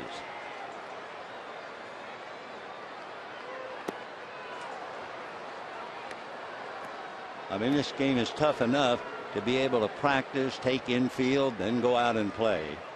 But to sit in the dugout and then go out and play second base and immediately have to make a tough play, that's really something. That's an accomplishment. 2-2 the count. Dodgers trying to sweep the series. They did it against Pittsburgh last year. 2 balls, 2 strikes. Also, remember, the Pirates were the last team, the only team, not to have given up more than 3 runs. But today they've given up 5.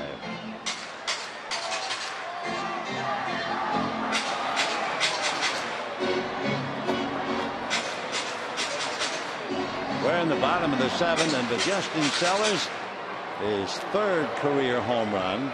And as we mentioned, he had a long 0 for 15 before hitting it out. There's a fly ball to McCutchen. And the batter now will be Carl Crawford.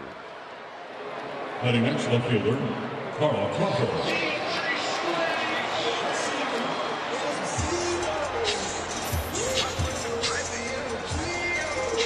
Carl Crawford hit back to the box in the 1st inning, but he doubled and scored a run in the 3rd and singled to open up the 5th. So Crawford 2 for 3.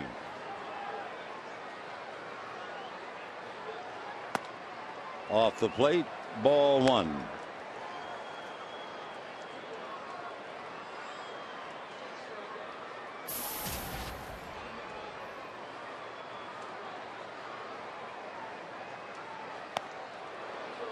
Chris LaRue from La Belle Provence, Quebec. But he went to Winthrop University in Rock Hill, South Carolina.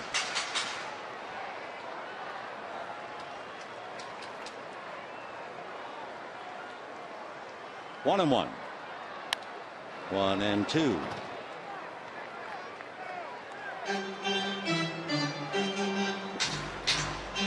LaRue will be 29 on the 14th of April.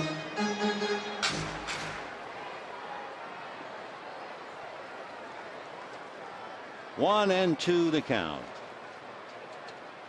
Whoop. High inside fastball. 2-2 to Carl Crawford. When the Bucks come up in the 8th inning, they'll have Marte, Walker, and McCutchen, so don't go wandering off. Reaching for that, and a foul ball that will go out of play. And then Kangaroo back up there about 8 rows.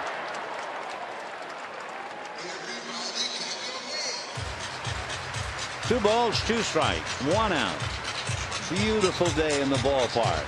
Not a cloud in the sky. 69 degrees when the game started, and barely a zephyr stirring the flags in center field. 2-2. Ground ball. That'll be to Neil Walker.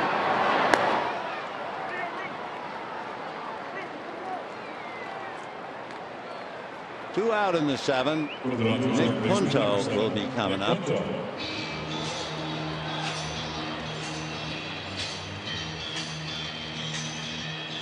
Punto singled in the 1st inning and came around to score. Sacrificed in the 3rd and singled to center in the 5th. So Nick is 2 for 2.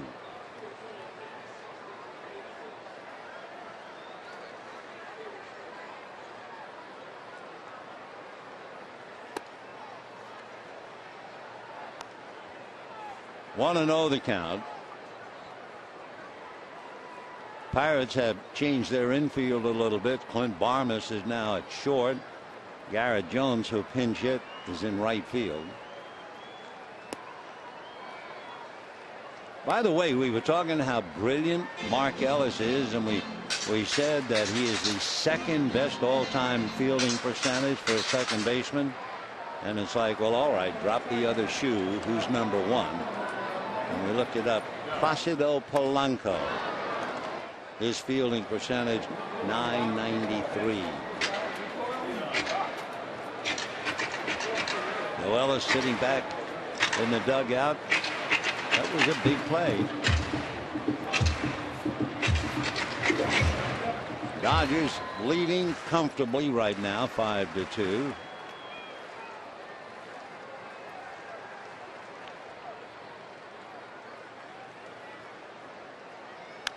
Fouled away.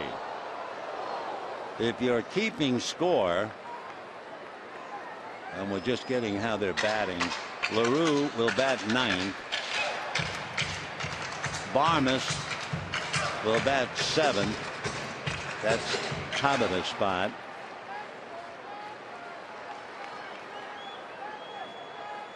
And Jones would bat 8th after having pinch hit in that spot.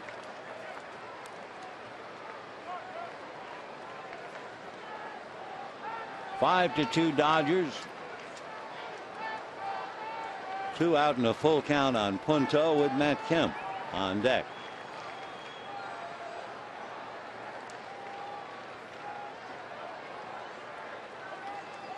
Time.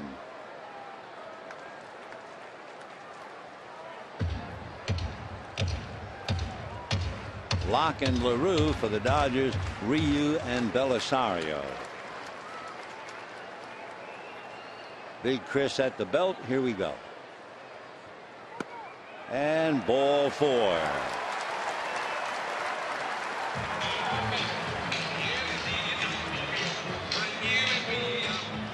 So that'll bring up Matt Kemp, who doubled to right center in the 1st inning. Had a scoring fly ball to right field in the 3rd. and then last time up pulled the ball and banged into a double play.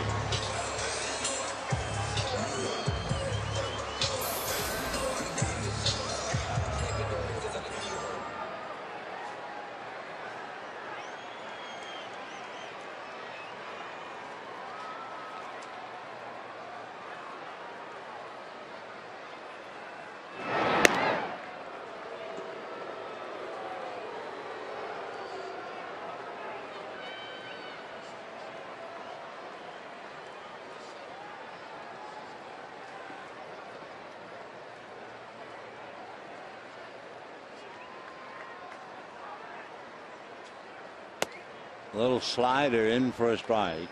Neil Walker near the bag at second, but he's not overly committed to load up the left side. They give Matt the lines. They give him left and right and kind of collapse towards center.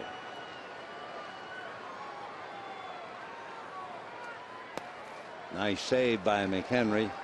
1-1 to count. Don't forget, when the Bucks come up in the 8th inning, Marte, Walker, and then Andrew McCutchen. On deck, Adrian Gonzalez. 2 out in the inning.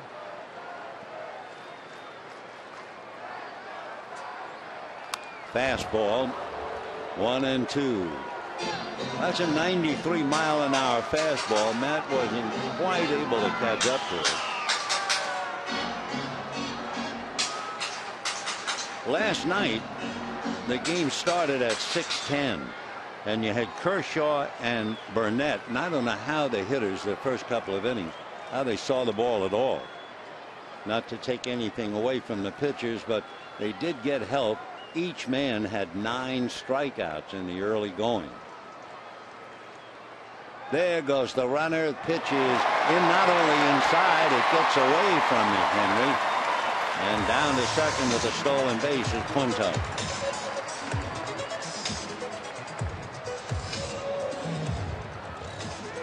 So Punto now in scoring position, and Matt Kemp with 2 out trying to pick him up.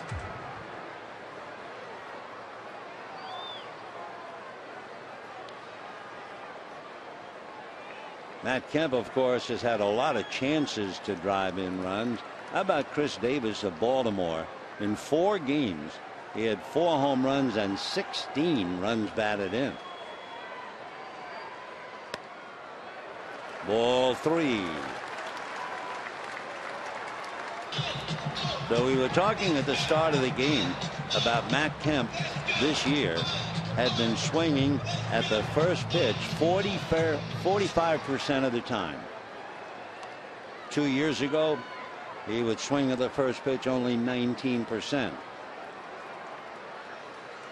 What does it mean? I don't know. There's ball 4. I mean, it could mean if you're swinging at the first pitch, you're pressing. I'll leave that to the experts. So Kemp draws the walk. 2 walks after a home run and 2 outs. And here's Adrian Gonzalez. Gonzalez singled in the first and in the 5th. He has 3 runs batted in, and he's up there with a chance to pick up another ribby.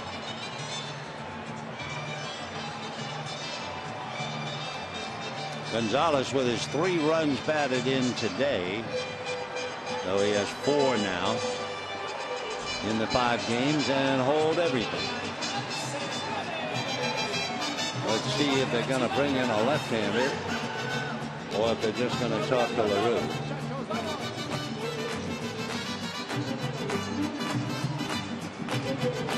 A couple of questions, a couple of answers.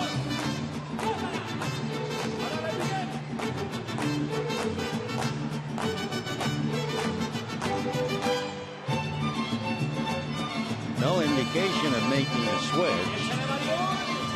Nope, they're going to stay with him. So Chris LaRue, after walking Punto and Kemp, now has Gonzalez. 2 on, 2 out, 1 in, and the Dodgers lead 5-2. Seventh inning of the final game of the homestand and the last game of the 3-game series with the Pirates.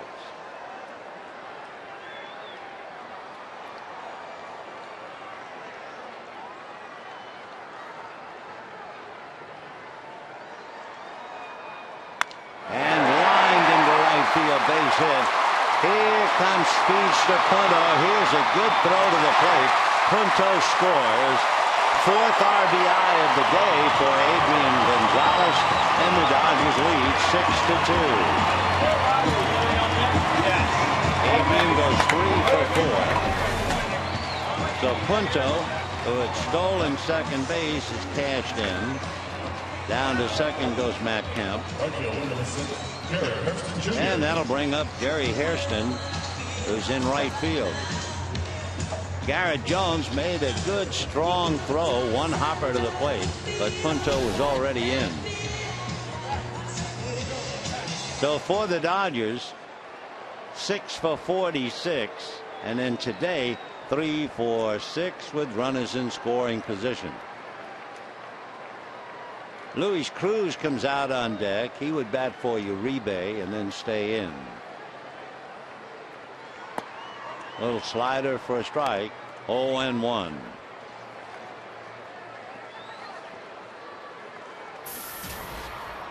Jerry Hairston, fly to center, single to center, lined out to left.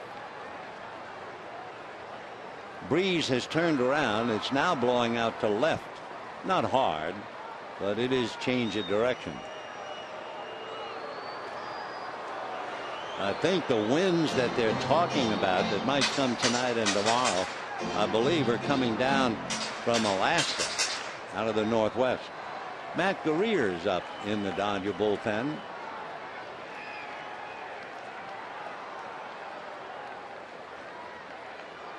Dodgers in the inning, a leadoff home run by Sellers, and with 2 out, 2 walks and a single for another run.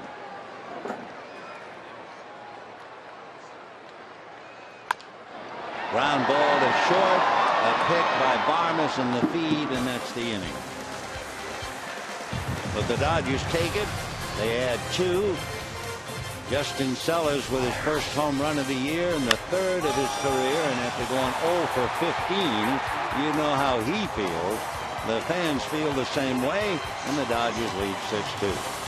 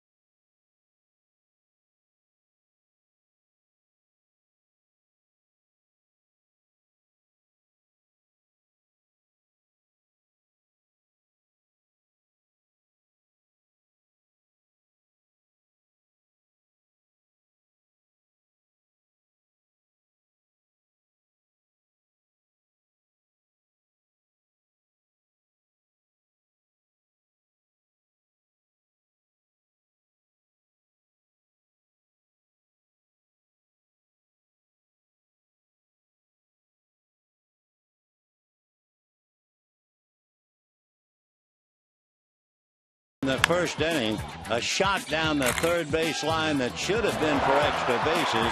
Juan Uribe makes a wonderful play, not just to smother the ball on the chalk, but then on his knee, throwing accurately to second base for a force play. Dodgers make a maneuver with Skip Schumacher. He stays in the game now, trying to loosen up. He's in left field for Carl Crawford.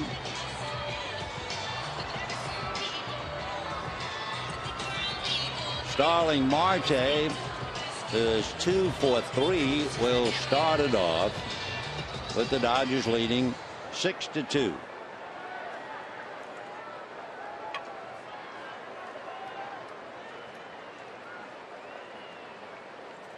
Ronald Belisario trying to finish up for Ryu.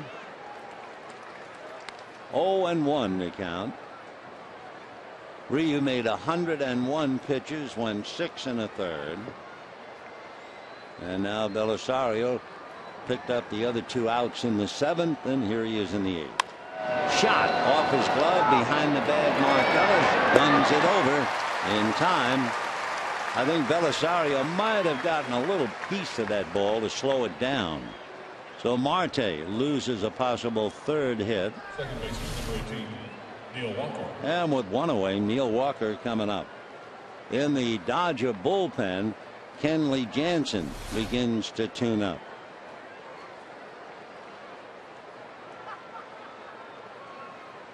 So Kenley at that stage will make a pitch and then watch a pitch or two.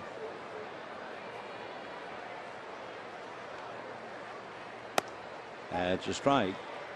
Neil Walker 0 for 3. Popped up twice to short, fly to right. He went 0 for 3 with a walk last night, and he went 0 for 4 in the first game. So they have shut down a good hitter, Neil Walker.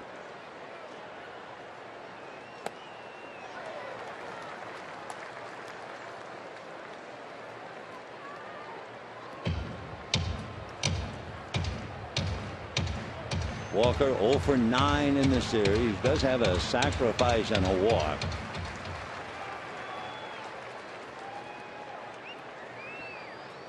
On deck, Andrew McCutchen.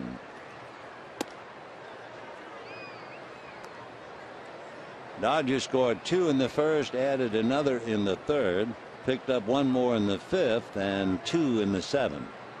And what a day for Adrian Gonzalez.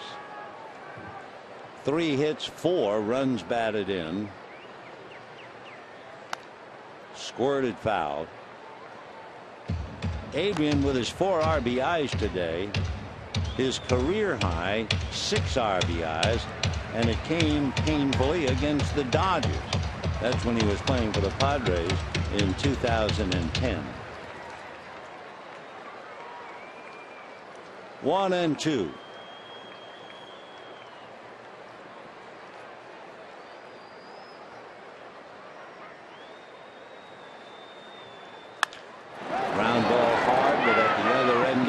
Gonzalez. So the Gold Glove takes care of that. 2 out in the 8th. Here's Andrew McCutchen. Kind of an interesting note on McCutchen, especially now this at bat. In his career, McCutchen hits an amazing .554 if he puts the no ball 1 strike pitch in play. Even though the pitcher's ahead of him, he is dynamite. 0-1. Well, let's see what happens now. McCutchen hit a 2-run home run in the first inning and 2 fly balls since.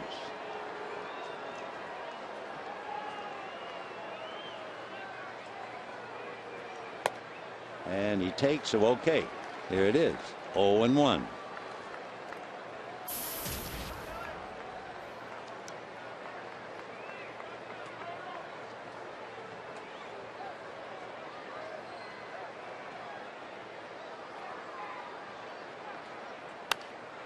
And fouled it away, so 0-2. So Andrew McCutchen up there with 2 out, top of the 8th, and the Dodgers leading comfortably 6-2.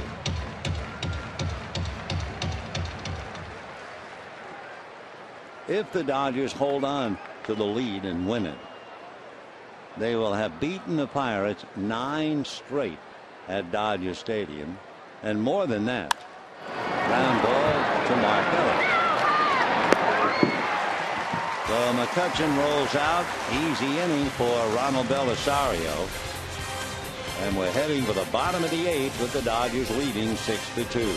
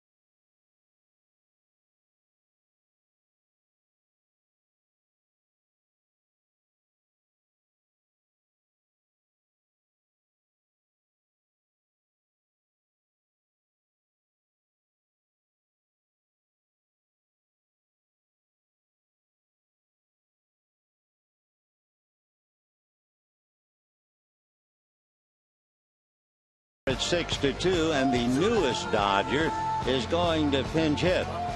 And that would be the veteran Ramon Hernandez. He's from Caracas, Venezuela. He'll be 37 the end of May. Lives in Miami. An even 6'2", was originally signed as a free agent by the Oakland A's. And he came up and played for about 6 years with the A's. Then he played a couple of years with the Padres, then the Orioles. Then he had 3 more years with the Reds, and he was with the Rockies. And here he is in the deal that sent Aaron Harang to Cincinnati.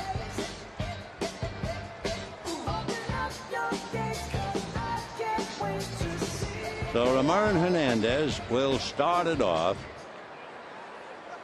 Leading off the bottom of the 8th for the And Dodgers. here's the first announcement for him. Dodgers debut.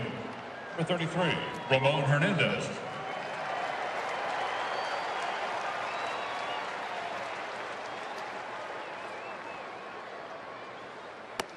And a strike. Ramon Hernandez has hit as well as .297 for the Reds 2 years ago. He's hit as many as 15 home runs. Well, to go way back, he hit 21 home runs, but that's about 10 years ago with the Oakland A's.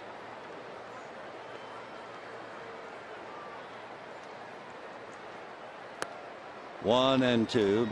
For Ramon, little note of irony, he was traded for Aaron Harang, and back in 2009 and 10, Aaron Harang and Ramon Hernandez were battery mates for the Reds.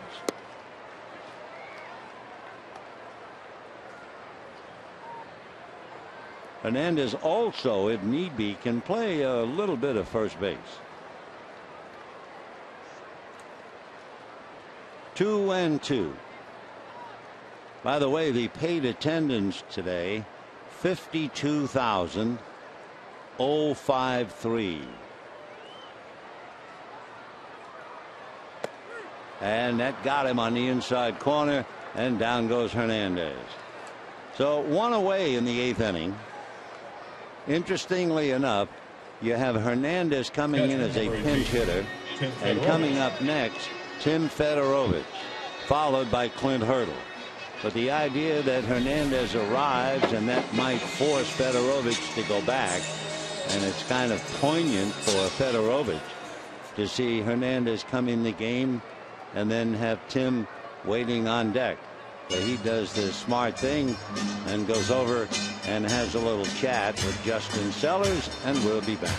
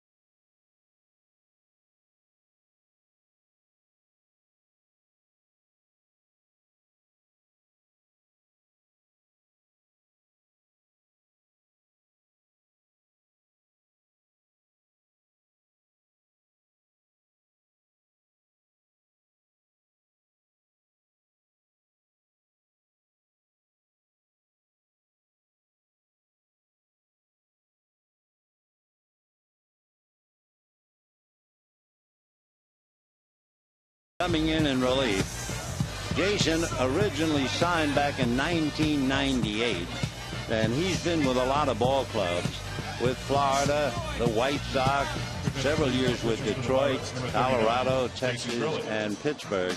Most interesting note about Jason Grilli and his father Steve pitched in the big leagues. They both made their Detroit Tiger pitching debut on the same date, September the 19th, exactly 30 years apart. Father Steve on 1975, Jason 2005. Grilli trying to get a couple of outs, and is a line drive right at Neil Walker.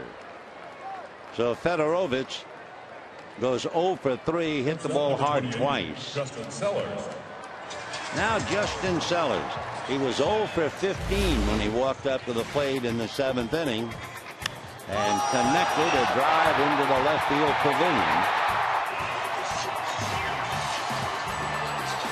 Dodgers leading 6-2 here in the 8th inning. Sanchez, McHenry, and Alvarez due up in the 9th.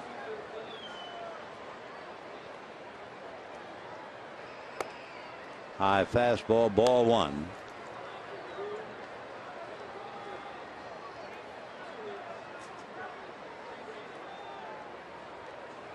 Jason Grilli attended Seton Hall University over in New Jersey. He was named Big East Conference Rookie of the Year, all Big East.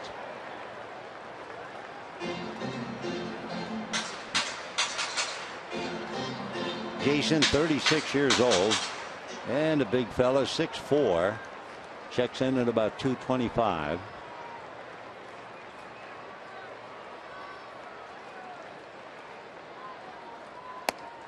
Just off the plate.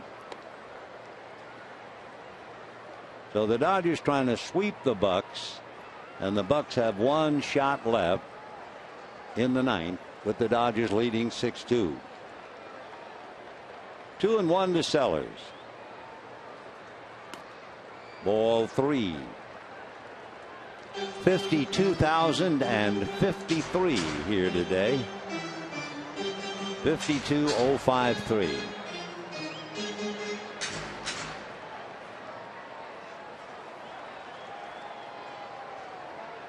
Three and 1 to Justin.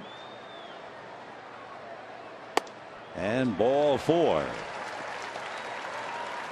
So Sellers picks up the walk.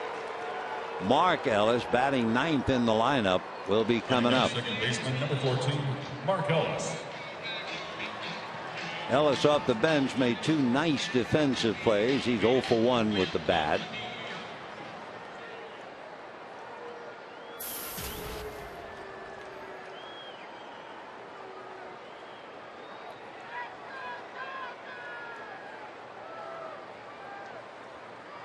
Breaking and no break. At least in his delivery, looked like Grilli was going to try to snap it off, and nothing happened. 1 ball and no strikes.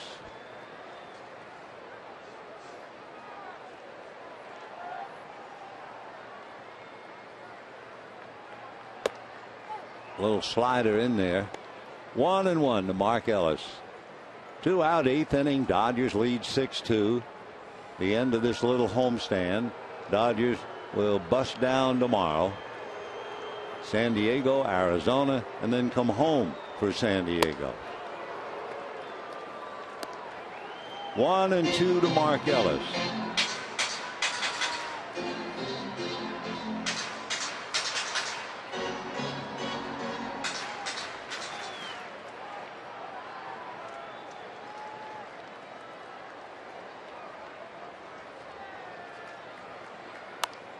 Fouled away.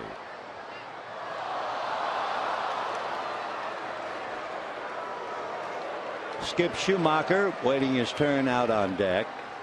Finishing up in left field for Carl Crawford. Crawford had another good day. A single and a double.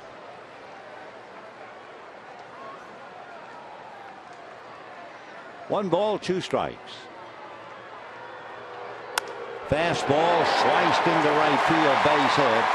Taking a look at where the third baseman was and where the right fielder was ready to fire it. Sellers wisely holds on. So Ellis a single to right. Runners at first and second with 2 out. And the batter, Skip Schumacher, took over in left field for Carl Crawford. Schumacher 0 for 4, though he hadn't had much of a chance to swing the bat. Skip, born in Torrance and lives in Laguna Niguel. Went to school at Loyola Marymount and then transferred to the University of California, Santa Barbara. Skip, a veteran who was so useful to the St. Louis Cardinals. And ball 1. Schumacher, 33 years old. It's all in the pronunciation. There was a very famous pitcher in the National League many years ago, Hal Schumacher, but he didn't spell it the same way. That Schumacher was Schumacher. So the first time we saw Skip, instead of his name sounding and looking like Schumacher, it looks like Shoemaker, Maker, but he pronounces it Schumacher. The Hal Schumacher was a great sinker ball pitcher for the Giants, and in New York they hailed him with the nickname Prince Hal. Eventually retired, sold athletic equipment for a living, and lived in Vero Beach. 2-1. Line foul outside of third. So the Pirates are heading for Arizona. The Dodgers are heading for San Diego and then Arizona. For Clint Hurdle's club, they'll eventually get home to play Cincinnati.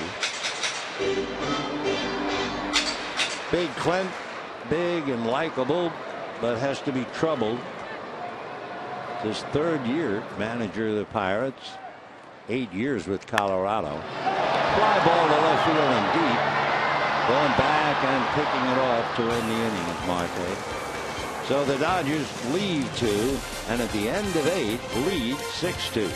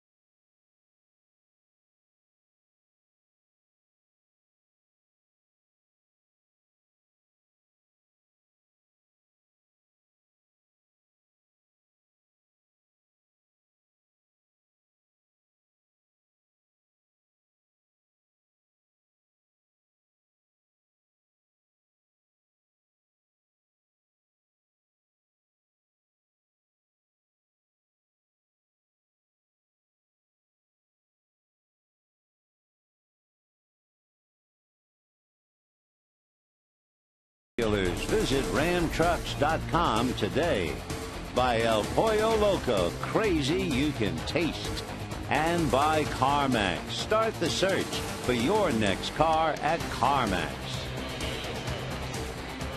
We have reached the 9th inning before a sellout crowd on a beautiful Sunday afternoon, and the Dodgers lead the Pirates 6-2, with Ryu looking for a victory and Locke possibly a lock to lose. A rather interesting day in baseball today, in the fact that 5 of the game's best pitchers not only lost today, but they were rocked They were hit hard. Matt Guerrier is going to try to finish up, and that's a strike to Gabby Sanchez. R.A. Dickey was knocked around. Matt Cain was pushed around. So was Cole Hammonds. It was humility day for Steven Strasburg and even Justin Verlander. Ground ball to Sellers, and we have one out. Boy, those are big name pitchers. They were all beaten soundly today. Matt Cain, for instance, stands to lose in San Francisco. The Cardinals are leading the Giants 9-2 in the 8th inning. Today was the big day in San Francisco. They gave out the World Series rings, and then the Cardinals obviously gave them a piece of humble pie. McHenry, the catcher, 1 ball and no strikes. The Bucks have had 1 hit. That was the single by Tabata in the 7th inning, since a single in the 3rd inning. Dodger pitching, Ryu, Belisario, and now Matt Guerrier. Dodgers are 2 outs away from beating Pittsburgh 9 straight times at Dodger Stadium. Then it gets worse. 17 out of 19, 23 out of 27. So for a Pirate ball club coming in with great hopes after pitching some well-pitched games in Chicago, and it looks like they're going to draw blanks and move on to Arizona. And the question in Pittsburgh, will they ever win more games than they lose? The Pirates have not gotten above 500 since 1992, and you can imagine how painful that is for Clint Hurdle. 2-2. Now back. The only thing to make Clint Hurdle smile these days, Clint's the father of 3 daughters, and this is a father-daughter road trip. So he'll see all 3 on this trip, but then he has to go to the ballpark. 3-2 the count. McHenry 0 for 3, but he had that big out in the 1st inning when Juan Uribe made a dazzling play to prevent the Bucks from scoring more than 2 in the 1st inning, and there's ball 4.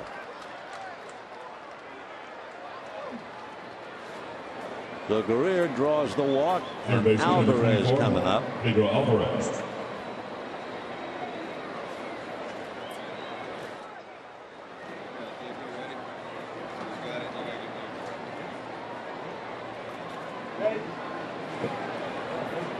Now let's see, Mattingly, after seeing Guerrier walk McHenry, he has the left-hander J.P. Howell down in the bullpen, and we will make sure before leaving that he's going to lift. Yep, he is. Out goes Guerrier, in comes Howell. We'll be right back.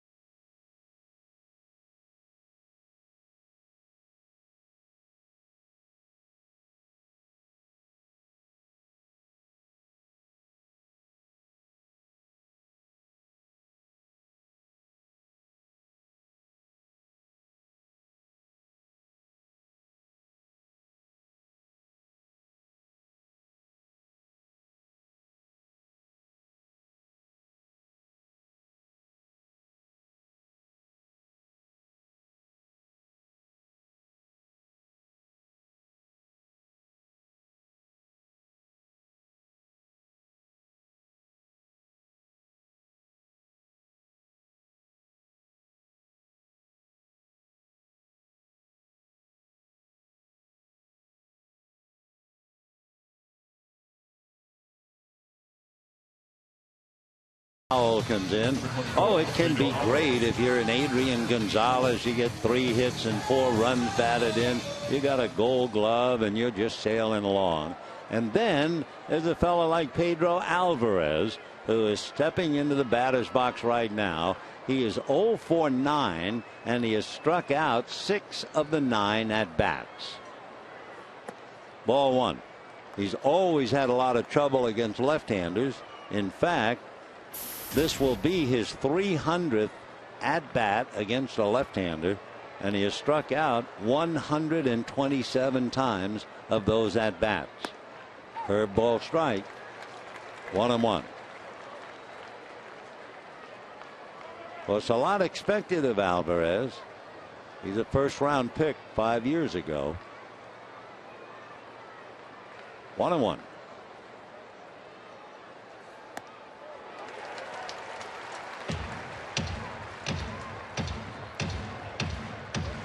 If you have any heart at all, even if you're rooting hard for the Dodgers, you hope at least this kid can hit the ball. 1-2.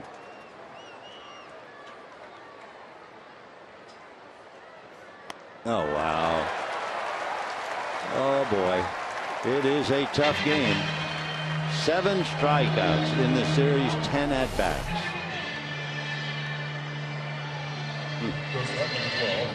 Clint Barnes. And he's probably thinking the Dodgers have all these pitchers and Matt Guerrero's on the mound, but no, they bring in another left-hander to humiliate me. Here's Clint Barnes, the veteran shortstop. That's right. Barnes finishing up at short, but this is his first at bat. He's hitting in Tabata's spot. Tabata went 1 for 3.